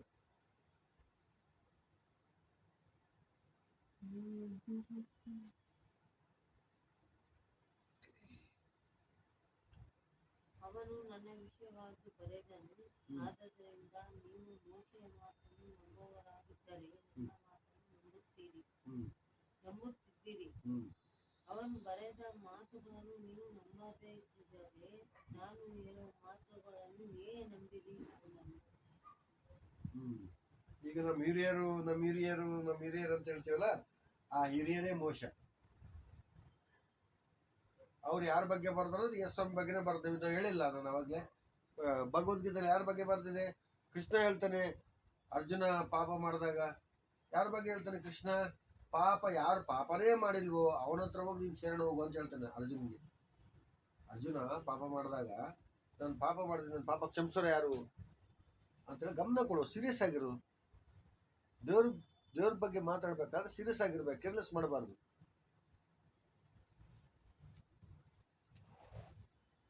ಯಾರ ಬಗ್ಗೆ ಹೇಳ್ತಾನೆ? ಯೇಸು ಸ್ವಾಮಿ ಬಗ್ಗೆನೇ ಹೇಳ್ತಾನೆ. ಯಾರು ಪಾಪನೇ ಮಾಡಿಲ್ವೋ ಅವನ ಹತ್ರ ಹೋಗಿ ಶರಣ ಹೋಗು ಅಂತ ಹೇಳ್ತಾನೆ. ಯಾರು? ಕೃಷ್ಣ. ಅದನ್ನ ಹೇಳ್ತಾರೆ. ನಮ್ಮ ಹಿರಿಯರು ನಮ್ಗೆ ಏನ್ ಹೇಳ್ಕೊಟ್ಟಿದ್ದಾರೆ ಅಂದ್ರೆ ಯೇಸು ಸ್ವಾಮಿನೇ ನಂಬಬೇಕಂತ ಹೇಳ್ಕೊಟ್ಟಿದ್ದಾರೆ. ಋಗ್ವೇದದಲ್ಲಿ ಬರೆದ ಕೆಲವು ಕ್ರಿಯೆಗಳು ಏನಂತ? ಕಾಮ, ಕ್ರೋಧ, ಮದ, ಮತ್ಸರ, ಮೋಹ, ಲೋಭ ಯಾವನಲ್ಲಿ ಇರ್ತಾವೋ ಅವನ್ನ ಸಾಯಿಸ್ಬಿಡ್ಬೇಕಂತ ಐತೆ. ಮತ್ತೆ ಈ ಲೋಕದಲ್ಲಿ ಯಾರಲ್ಲಿ ಇಲ್ಲ ಇವೆಲ್ಲ? ಎಲ್ಲರಲ್ಲಿ. ಮತ್ತೆ ಎಲ್ಲರೂ ಯಾಕೆ ಬದುಕಿದ್ದಾರೆ? ಮತ್ತೆ ಸಾಯಿಸ್ಬೇಕಾಗಿತ್ತಲ್ಲ. ಯಾಕಂದ್ರೆ ದೇವರು ಯೇಸು ಸ್ವಾಮಿ ಎಲ್ಲರ ಪಾಪಗಳನ್ನ ತಾನು ಹೊತ್ಕೊಂಡೋಗಿದ್ದಾನೆ. ಅದಕ್ಕೆ ನಾವು ಬದುಕ್ತಾ ಇದ್ದೀವಿ. ಇಲ್ಲ ಅಂದ್ರೆ ನಮ್ಮನ್ನು ಬಿಡ್ತಾ ಇರಲಿಲ್ಲ, ಸಾಯಿಸ್ಬಿಡ್ತಿದ್ದಾರೆ ನಮ್ಮನ್ನು. ದೇವರು ನಮ್ಮ ಪಾಪ ಶಾಪ ದೋಷಗಳೆಲ್ಲ ತಾನು ಹೊತ್ಕೊಂಡಿರೋದ್ರಿಂದ ನಾವಿನ್ನ ಬದುಕಿದೀವಿ. ಬಹು ಸಂತಾನದವರಿಗೆ ಕಷ್ಟ ತಪ್ಪದು ಅಂತ ಬರೆದಿದೆ. ಬಹು ಸಂತಾನ ಯಾರಿಗಿದೆ ಈ ಲೋಕದಲ್ಲಿ? ಯಾರಿಗಿದೆ ಬಹು ಸಂತಾನ? ದೇವ್ರಿಗೊಬ್ಬನಿಗೆ, ಪರಮೇಶ್ವರ್ಗೊಬ್ಬನಿಗೆ ಬಹು ಸಂತಾನ. ನಾವೆಲ್ಲ ಪರಮೇಶ್ವರ ಮಕ್ಕಳು. ನಾವು ಅದನ್ನೇ ಕಷ್ಟ ಜಾಸ್ತಿ, ಅದನ್ನೇ ಬಾಧೆ ಜಾಸ್ತಿ. ಮತ್ತೆ ಈ ತರ ಬದುಕಿ ಈ ತರ ಸತ್ರನೇ ಪರಮಾತ್ಮ ಸೇರ್ಕೋತೀವಂತೆ. ಮಾತ್ರ ಆತರ ಇದ್ದು ಈ ತರ ಬದುಕಿದ್ರೆ ಸತ್ರ ಮತ್ತೆ ಯಾರು ಪರಮಾತ್ಮ ಹತ್ರ ಹೋಗಿದ್ದಾರೆ? ಯಾರು ಹೋಗಿಲ್ಲ. ಯೇಸು ಒಬ್ಬರೇ ಹೋಗಿರೋದಂಗೆ. ಯೇಸು ಒಬ್ಬರೇ ಆ ರೀತಿ ಹೋಗಿರೋದು. ಇವೆಲ್ಲ ಯೇಸುವಿದೆ ಋಗ್ವೇದದಲ್ಲಿ ಬರೆದಿರೋದು. ಅದು ನಮ್ಮ ಹಿರಿಯರು. ಅದೇ ನಮ್ಮ ಹಿರಿಯರು ಹೇಳಿದ ಮಾತು ನಾವು ನಿಜ ಆಗಿದ್ರೆ ಮತ್ತೆ ಯೇಸು ನಂಬಬೇಕಾಗಿತ್ತಲ್ಲ. ಮತ್ತೆ ಇವ್ರು ಯಾರು ಅಂತಂದ್ರೆ ಯೇಸು ಋಗ್ವೇದ ನಂಬಲ್ಲ, ಬೈಬಲ್ ನಂಬಲ್ಲ, ಪುರಾಣ ನಂಬಲ್ಲ, ಯಾವ ಗ್ರಂಥಗಳು ನಂಬಲ್ಲ. ಇವರು ಯಾವ ಗ್ರಂಥಗಳು ನಂಬಲ್ಲ, ಸುಮ್ಮನೆ ಬಾಯಿ ಮಾತಾಡ್ತಾರೆ ಇವರು. ನಾವು ಹಿಂದೂಗಳಾದ್ಮೇಲೆ, ನಾವು ಸನಾತನ ಧರ್ಮದಾದ್ಮೇಲೆ ನಾವು ಸನಾತನ ಧರ್ಮದ ಮಾತುಗಳನ್ನ ಫಾಲೋ ಮಾಡ್ಬೇಕು. ನಾವು ಭಗವದ್ಗೀತೆಯಲ್ಲಿ ಬರ್ದಿದೆ, ಅದೇನು ಬರ್ದಿದೆ ಅಂತ ತಿಳ್ಕೊಂಡು ಅದ್ರ ತಕ್ಕಂಗೆ ನಡೆಯೋದು ಕಲಿಬೇಕು. ಋಗ್ವೇದದಲ್ಲಿ ಏನು ಬರ್ದಿದೆ ಅದ್ರ ತಕ್ಕಂಗೆ ನಡೆಯೋದು ಕಲಿಬೇಕು. ನಾವು ನಡೀಲಿಲ್ಲ ಅಂದ್ರೆ ಕ್ರಿಶ್ಚಿಯನ್ಸ್ ಅವರು, ಮುಸ್ಲಿಮ್ಸ್ ಅವರು ಬರಲ್ಲ. ನಾವೇ ಅದ್ರ ತರ ನಡಿಬೇಕು. ಇದೆಲ್ಲ ಯಾರ ಬಗ್ಗೆ ಬರ್ದಿದೆ ಅಂದ್ರೆ ಯೇಸು ಸ್ವಾಮಿ ಬಗ್ಗೆನೇ ಬರ್ದಿದೆ. ಇಲ್ಲ ನಮ್ಮ ಆ ದೇವ್ರ ಬಗ್ಗೆ ಬರ್ದಿದೆ, ಈ ದೇವ್ರ ಬಗ್ಗೆ ತೋರಿಸಲಿ. ಎಲ್ಲಾ ಬುಕ್ಕುಗಳವೆ. ಯಾವ ಬುಕ್ಕಲ್ಲಿ ಆ ರೀತಿ ಬದುಕಿದ್ರೆ, ಯಾರು ಬದುಕಿದ್ರೆ ಅಂತ ತೋರಿಸ್ಲಿ ನನಗೆ. ನಾನಂತೂ ಹುಡುಕಿದ್ದಾಯ್ತು, ನನಗೆ ಯಾರು ಸಿಕ್ಕಿಲ್ಲ. ಇನ್ನ ಯಾರನ್ನು ತೋರಿಸೋದಿದ್ರೆ ತೋರಿಸ್ರಿ, ನಾನು ನೋಡೋದಕ್ಕೆ ನಾನು ಕಾಯ್ಕೊಂಡಿರ್ತೇನೆ. ಇದು ಒಟ್ಟಿನಲ್ಲಿ ನಾವು ಪರೀಕ್ಷೆ ಮಾಡಿ ಒಳ್ಳೆ ದಾರಿಯಲ್ಲಿ ನಡೆಯೋದು ನಾವು ಕಲಿಬೇಕು. ಇನ್ನೊಬ್ಬರ ಮಾತು ಕಿವಿ ಕೊಟ್ಟು ಡೈವರ್ಟ್ ಆಗಬಾರ್ದು. ಇನ್ನೊಬ್ಬರ ಮಾತು ಹೆಂಗಿರ್ತದೆ, ಬೆಣ್ಣೆ ತರ ಇರ್ತದೆ, ಬೆಣ್ಣೆ ತರ ಇರ್ತದೆ. ಬೇಗ ಬೆರಗಾಗ್ಬಿಡ್ತೀವಿ. ನಾವು ಬೆರಗಾಗಬಾರ್ದು. ಯಾಕಂದ್ರೆ ನಾವು ಯೇಸು ಮಕ್ಕಳಾಗಿರೋದ್ರಿಂದ ಒಳ್ಳೆದೇನು ಕೆಟ್ಟದೇನು ನಮಗೆ ಗೊತ್ತಿರೋದ್ರಿಂದ ನಮ್ಗೆ ಎಲ್ಲದಕ್ಕೂ ಸಾಕ್ಷಿ ಬೇಕು. ಸುಮ್ಮನೆ ಸಾಕ್ಷಿ ಇಲ್ದ್ರ ಮಾತು ನಾವು ತೀರ್ಪು ಮಾಡಬಾರ್ದು. ಈಗ ಕೋರ್ಟ್ ಕಚೇರಿಗೆ ಹೋಗ್ತೀವಿ, ನಿನ್ ಕಳ್ಳ ಅಂತ ಒಬ್ನು ಹೇಳ್ತಿರ್ತಾನೆ, ನೀನು ಒಳ್ಳೆಯವನು ಅಂತ ಹೆಂಗ್ ಪ್ರೂವ್ ಮಾಡ್ತೀಯ? ಸಾಕ್ಷಿ ಬೇಕಲ್ಲ. ಒಬ್ನು ಕಳ್ಳ ಅಂತ ಪ್ರೂವ್ ಮಾಡ್ತಾನೆ, ಅವನಿಗೆ ಸಾಕ್ಷಿ ಬೇಕಲ್ವ ನೀನ್ ಕಳ್ತನ ಮಾಡಿದ್ದು. ಸಾಕ್ಷಿ ಇಲ್ಲದ ಯಾವ್ದಲ್ಲಿ ಶಿಕ್ಷೆ ಸಿಗುದಿಲ್ಲ ಅಲ್ಲಿ ಕೋರ್ಟಲ್ಲಿ. ಅದೇ ರೀತಿ ನಾವು ಜಡ್ಜ್ಮೆಂಟ್ ಮಾಡೋರಾಗಿದ್ದೀವಿ. ನಾವು ಯಾರಾಗಿದ್ದೀವಿ? ಜಡ್ಜ್ಮೆಂಟ್ ಮಾಡೋರಾಗಿದ್ದೀವಿ. ಯಾರ ಮೇಲೆ? ಯಾರಿಗೆ ಜಡ್ಜ್ಮೆಂಟ್ ಮಾಡೋರಾಗಿದ್ದೀವಿ ನಾವು? ಯಾರಿಗೆ ಜಡ್ಜ್ಮೆಂಟ್ ಮಾಡೋರಾಗಿದ್ದೀವಿ ನಾವು? ಸೈತಾನಿಗೆ ಜಡ್ಜ್ಮೆಂಟ್ ಮಾಡ್ತೀವಿ. ದೇವ ದೂತರಿಗೂ ಕೂಡ ನಾವು ಜಡ್ಜ್ಮೆಂಟ್ ಮಾಡ್ತೀವಿ. ಯಾರಿಗೆ? ಸೈತಾನಿಗೂ ಜಡ್ಜ್ಮೆಂಟ್ ಮಾಡ್ತೀವಿ, ದೇವ ದೂತರಿಗೂ ಕೂಡ ಜಡ್ಜ್ಮೆಂಟ್ ಮಾಡ್ತೀವಿ. ಅಷ್ಟು ಅಧಿಕಾರ ದೇವರು ನಮಗೆ ಕೊಟ್ಟಿದ್ದಾರೆ. ಇಂಥ ಅಧಿಕಾರ ಯಾರಿಗೆ ಸಿಗ್ತದೆ? ದೇವ್ರ ಮಕ್ಕಳಿಗೆ ಮಾತ್ರ ಸಿಗ್ತದೆ, ಬೇರೆ ಯಾರಿಗೂ ಸಿಗಲ್ಲ. ಅದಕ್ಕೆ ದೇವ್ರ ಮಕ್ಕಳು ಆಗೋದಕ್ಕೆ ನಾವು ಹಿಂದ ಮುಂದೆ ನೋಡಬಾರ್ದು. ನಾವು ದೇವ್ರ ಮಕ್ಕಳು ಆಗದಾಗ ಸೈತಾನ್ ನಮ್ಮನ್ನು ಮುಟ್ಟೋ ಅಧಿಕಾರ ಇಲ್ಲ. ಇವಾಗ ಮದುವೆ ಆಗದಿರೋ ಒಂದು ಹೆಣ್ಣನ್ನ ಕಂಡುಕೊಂಡವ್ರು ನಾವು ಮುಟ್ಬೋದು. ಅದೇ ಮದುವೆ ಆದ್ಮೇಲೆ ಅವನನ್ನ ಮುಟ್ಟಿದ್ರೆ ಗಂಡ ಸುಮ್ಮನೆ ಬಿಡ್ತಾನ? ಬಿಡಲ್ಲ. ಅದೇ ರೀತಿ ನಾವು ಕೂಡ ದೇವ್ರ ಮಕ್ಕಳಾದಾಗ ಸೈತಾನ್ ನಮ್ಮನ್ನು ಮುಟ್ಟುವುದಿಲ್ಲ. ಇಷ್ಟು ದಿನ ನಿನ್ ಕ್ಲಾಸಲ್ಲಿದ್ದೆ, ಸ್ಕೂಲಲ್ಲಿದ್ದೆ, ನಡೀತಿತ್ತವೆಲ್ಲ. ಇವಾಗ ಈಕೆ ದೊಡ್ಡ ಯಾಕೆ ಆಗಿದ್ದಾಳ? ನೀನು ದೊಡ್ಡವನಾಗಿದ್ದೀಯಾ. ಈಕಿಗೆ ಇವಾಗ ಮದುವೆ ಆಗಿದೆ, ಅರ್ಥ ಆಯ್ತಾ? ಇವಾಗೆಲ್ಲ ಹಂಗೆಲ್ಲ ಕೆರೆ ಮುಟ್ಟಬಾರ್ದು. ಗಂಡ ನೋಡಿದ್ರೆ ಬೈತಾನೆ, ಹೊಡಿತಾನೆ, ಮಾತುಗಳು ಬರ್ತಾವತಾನೆ. ಹಂಗೆ ನಾವು ಮದುವೆ ಆದ್ಮೇಲೆ ಗಂಡನ ಜವಾಬ್ದಾರಿ ಹೆಂಗ ನಮ್ಮ ಮೇಲೆ ಇರ್ತದೋ, ಗಂಡನ ಅಧಿಕಾರ ನಮ್ಮ ಮೇಲೆ ಹೆಂಗಿರ್ತದೋ, ಅದೇ ರೀತಿ ನಾವು ದೇವ್ರ ಮಕ್ಕಳಾದಾಗ ದೇವ್ರ ಅಧಿಕಾರ ನಮ್ಮ ಮೇಲೆ ಇದ್ದಾಗ ಯಾವ ಸೈತಾನು, ಯಾವ ದುಷ್ಟಾತ್ಮನು ನಮ್ಮನ್ನು ಮುಟ್ಟಲ್ಲ. ಯಾರು ನಮ್ಮನ್ನು ಕೆಡಕ್ ಮಾಡಕ್ ಆಗೋದಿಲ್ಲ. ಅಷ್ಟು ಅದಕ್ಕೆ ರಕ್ಷಣೆ ಕೊಡಕ್ ಬಂದೀನಿ ಅಂತ ಅದನ್ನೇ ಹೇಳೋದು ಸ್ವಾಮಿ. ಏನಕ್ಕೆ ಬಂದಿದ್ದಾನೆ? ಎಲ್ಲರನ್ನ ರಕ್ಷಣೆ ಮಾರ್ಗದಲ್ಲಿ ನಡೆಸಕ್ ಬಂದಿದ್ದೀನಿ. ಯಾರಿಗೆಲ್ಲ ರಕ್ಷಣೆ ಮಾರ್ಗದಲ್ಲಿ ನಡೆಯೋದಕ್ಕೆ ಮನಸ್ಸಿದೆಯೋ, ಸತ್ಯದ ಮಾರ್ಗದಲ್ಲಿ ನಡೆಯೋದಕ್ಕೆ ಮನಸ್ಸಿದೆಯೋ, ಬೆಳಕಿನ ಮಾರ್ಗದಲ್ಲಿ ನಡೆಯೋದಕ್ಕೆ ಮನಸ್ಸಿದೆಯೋ, ಮತ್ತೆ ನಿತ್ಯ ಜೀವದ ಕಡೆ ನಡೆಯೋದಕ್ಕೆ ಯಾರಿಗೆ ಮನಸ್ಸಿದೆಯೋ ಅವರೆಲ್ಲ ಯೇಸು ಸ್ವಾಮಿ ನಂಬ್ತಾರೆ. ಆ ದಾರಿಯಲ್ಲಿ ನಡೆಯೋದಕ್ಕೆ ಯಾರಿಗೆ ಇಷ್ಟ ಇದೆಯೋ ಆ ದಾರಿಯಲ್ಲಿ ಅವ್ರು ಬಂದೇ ಬರ್ತಾರೆ. ನಮ್ಮ ಕೆಲಸ ಏನು? ಒಳ್ಳೇದೇನು ಕೆಟ್ಟದೇನು ಪ್ರಜ್ಞೆ ಉಂಟು ಮಾಡ್ಬೇಕು ಅಷ್ಟೇ. ಅರ್ಥ ಆಯ್ತಾ? ಸಾಕ್ ಬಾ, ನಾವು ದೇವ್ರ ಹತ್ರ ಒಪ್ಸೋಣ. ನಾವು ದೇವ್ರ ಚಿತ್ತಾನುಸಾರವಾಗಿ ನಡೆಯೋದಕ್ಕೆ ನಾವು ಮನಸ್ಸು ಮಾಡೋಣ. ನಾವು ದೀಕ್ಷಾ ಸ್ನಾನ ತಗೊಂಡು, ದೀಕ್ಷಾ ಸ್ನಾನ ಪಡ್ಕೊಂಡು ದೇವ್ರ ಮಕ್ಕಳಾಗಿ ಜೀವಿಸಕ್ಕೆ ನಾವು ಸಾಕ್ಷಿಯಾಗಿ ನಿಲ್ಲೋಣ. ನಾವು ದೇವ್ರ ಮಕ್ಕಳಾದಾಗ್ಲೇ ಇಷ್ಟು ದಿನ ನಮ್ಮ ಹಿರಿಯರು ಸತ್ತೋಗಿದಾರಲ್ಲ, ಅವ್ರನ್ನೆಲ್ಲ ನರಕದಿಂದ ಬಿಡ್ಸಕ್ಕಾಗೋದು. ಈಗ ಬದುಕಿದ್ರಲ್ಲ ಅವ್ರನ್ನ ಕೂಡ ನಮ್ಮನ್ನು ನರಕದಿಂದ ಬಿಡ್ಸಕ್ಕಾಗೋದು. ತಂದೆ ಪರಲೋಕ ರಾಜ್ಯನಿ ಪರಿಶುದ್ಧಾತ್ಮನಿಗೆ ಸ್ತೋತ್ರ. ತಂದೆ ಇವತ್ತು ನಮ್ಮ ಜೊತೆ ನೀವು ಮಾತಾಡೋದಕ್ಕೆ ಹಾಗೆ ಧನ್ಯವಾದಗಳು. ನೀವು ಆಡುವಂತ ಮಾತುಗಳು ಮನಸ್ಸಿಂದ ಗ್ರಹಿಸೋದಕ್ಕೆ ಸಹಾಯ ಮಾಡು, ಕಿವಿಯಿಂದ ಕೇಳೋದಕ್ಕೆ ಸಹಾಯ ಮಾಡು. ಅದರಂತೆ ನಡೆಯೋದಕ್ಕೆ ನಮಗೆ ಇಂಪಾರ್ಟೆಂಟ್ ಆಗಿದೆ ತಂದೆ. ಅದರಂತೆ ನಡೆಯೋದಕ್ಕೆ ಕೂಡ ನಮ್ಗೆ ಸಹಾಯ ಬೇಕು ತಂದೆ. ನಿಮ್ ಸಹಾಯ ಇಲ್ಲದೆ ನಾವು ಏನೂ ಇಲ್ಲ ತಂದೆ. ನೀವು ಹೇಳ್ದಂಗೆಲ್ಲ ನಡ್ಕೊಳಕ್ ನಮ್ಗೆ ಮನಸ್ಸಿದೆ. ಅದರಿಂದ ನೀವೇ ನಮ್ಮ ಕೈ ನಡೆಸಿ ತೋರಿಸ್ಬೇಕಂತ ಬೇಡ್ಕೊಂತ ಇದ್ದೀನಿ ತಂದೆ. ನಿಮ್ಗೆ ಸಾಕ್ಷಿಯಾಗಿ ನಿಲ್ಲಕ್ಕೆ ಸಹಾಯ ಮಾಡು. ಆಡ ಮಾತಿಂದ, ಮಾಡೋ ಕೆಲಸದಿಂದ, ನಡೆ ನುಡಿಯಿಂದ ಕೇವಲ ನಿನ್ನ ನಾಮ ಮಾತ್ರ ಘನ ಪಡೋದಕ್ಕೆ ನಮ್ಗೆ ಸಹಾಯ ಮಾಡ್ತಂದೆ. ಕನ್ಸಲ್ ಮನ್ಸಲ್ಲಿ ಕೂಡ ನಾವು ಪಾಪ ಮಾಡ್ಲಾರ್ದಂಗೆ ಕನ್ಸಲ್ ಮನ್ಸಲ್ಲಿ ಕೂಡ ನಿನ್ನ ನಾಮ ಭಯಪಡಿಸೋಕೆ ಸಹಾಯ ಮಾಡು. ಹೌದಂದೆ ಎಲ್ಲರನ್ನ ಸಹಿಸ್ಕೊಳ್ಳೋಕೆ ಸಹಾಯ ಮಾಡು. ನಮ್ಮನ್ನು ನಾವು ತಗ್ಗಿಸ್ಕೊಳ್ಳೋಕೆ ಸಹಾಯ ಮಾಡು.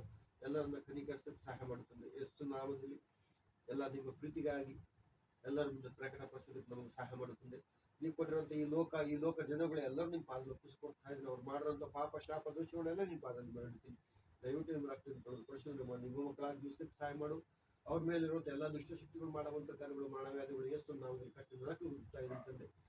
ಡಿಬ್ಬದಲ್ಲಿ ವಾಸ ಮಾಡುವಂಥ ಎಲ್ಲಾ ಮಕ್ಕಳು ನಿಮ್ಮ ಪಾದದಲ್ಲಿ ಒಪ್ಪಿಸ್ಕೊಡ್ತಾ ಇದ್ರೆ, ಡ್ರೈವರ್, ಕಂಡಕ್ಟರ್ಗಳು, ಮೆಕ್ಯಾನಿಕ್ಗಳು, ಅಧಿಕಾರಿಗಳು, ಸೇವಕರು ನಿಮ್ಮ ಪಾದದಲ್ಲಿ ಒಪ್ಪಿಸ್ಕೊಡ್ತಾ ಇದ್ರೆ ಅವ್ರ ಜೀವನದಲ್ಲೂ ಕೂಡ ಅದ್ಭುತ ಕಾರ್ಯಗಳು ಮಾಡಿ ನಾವು ಮೈಪಡಿಸ್ಕೊಳ್ಳಿ ತಂದೆ. ಅವ್ರ ಕಣ್ಣುಗಳು ತೆರೆದುಕೊಳ್ಳಿ, ಕಿವಿಗಳು ತೆರೆದು ಹೃದಯ ಗ್ರಹಿಸಲ್ಪಡಲಿ ತಂದೆ. ತಂದೆ ಅವ್ರ ಮೇಲೆ ಇರುವಂತ ಎಲ್ಲಾ ದುಷ್ಟಶಕ್ತಿಗಳು, ಮಾಟ ಮಂತ್ರ ಕಾರ್ಯಗಳು, ಮರಣ ವ್ಯಾಧಿಗಳು, ಎಲ್ಲಾ ದುರಾತ್ಮಗಳು, ಯಾಮಾರಿಸುವಂತ ದುರಾತ್ಮಗಳು ಯೇಸು ನಾಮದಲ್ಲಿ ಕಟ್ಟಿ ನರಕಕ್ಕೆ ದುಃಖ ಇದೀನಿ. ಅವ್ರ ಕುಟುಂಬದಲ್ಲಿ ಶಾಂತಿ ಸಮಾಧಾನ ಉಂಟು ಮಾಡುತ್ತದೆ ಯೇಸು ನಾಮದಲ್ಲಿ. ದೀಪ ಸುತ್ತಮುತ್ತ, ಕ್ಯಾಂಟೀನ್ ಸುತ್ತಮುತ್ತ ಬೆಂಕಿ ಬೆಲೆ ಆಗ್ಬಿಟ್ಟು ಕಾಪಾಡ್ತಾನೆ, ರಕ್ತದ ಬೆಲೆ ಆಗ್ಬಿಟ್ಟು ಕಾಪಾಡ್ತಾನೆ. ಈ ಲೋಕದ ಎಲ್ಲಾ ಮಕ್ಕಳು ಕಣ್ಣುಗಳು ತೆರೆಯಲ್ಪಡ್ಲಿಕ್ಕೆ, ಕಿವಿಗಳು ತೆರೆಯಲ್ಪಡ್ಲಿಕ್ಕೆ, ಹೃದಯಗಳು ಸರಿಪಡ್ಲಿಕ್ಕೆ ನೀವೇ ನಿಜವಾದ ದೇವರಂತ ಅರ್ಥ ಮಾಡ್ಕೊಂಡು ಅವ್ರಿಗೆ ಸಹಾಯ ಮಾಡಿ ಯೇಸು ನಾಮದಲ್ಲಿ. ಪಾಸ್ಟಮ್ಮ ಕುಟುಂಬ, ಯತೀಶ್ ಕುಟುಂಬ ವಿಶೇಷವಾಗಿ ನೀವು ಪಾಲಿಸ್ಕೊಳ್ತಾ ಇದ್ದೀನಿ. ಅವ್ರ ಜೀವನದಲ್ಲಿ ಕೂಡ ಅದ್ಭುತ ಕಾರ್ಯಗಳು ಮಾಡಿ ನಾಮ ಪಡ್ಕೊಳ್ತೇನೆ ಯೇಸು ನಾಮದಲ್ಲಿ. ಆಮೇನ್ ಆಮೇನ್.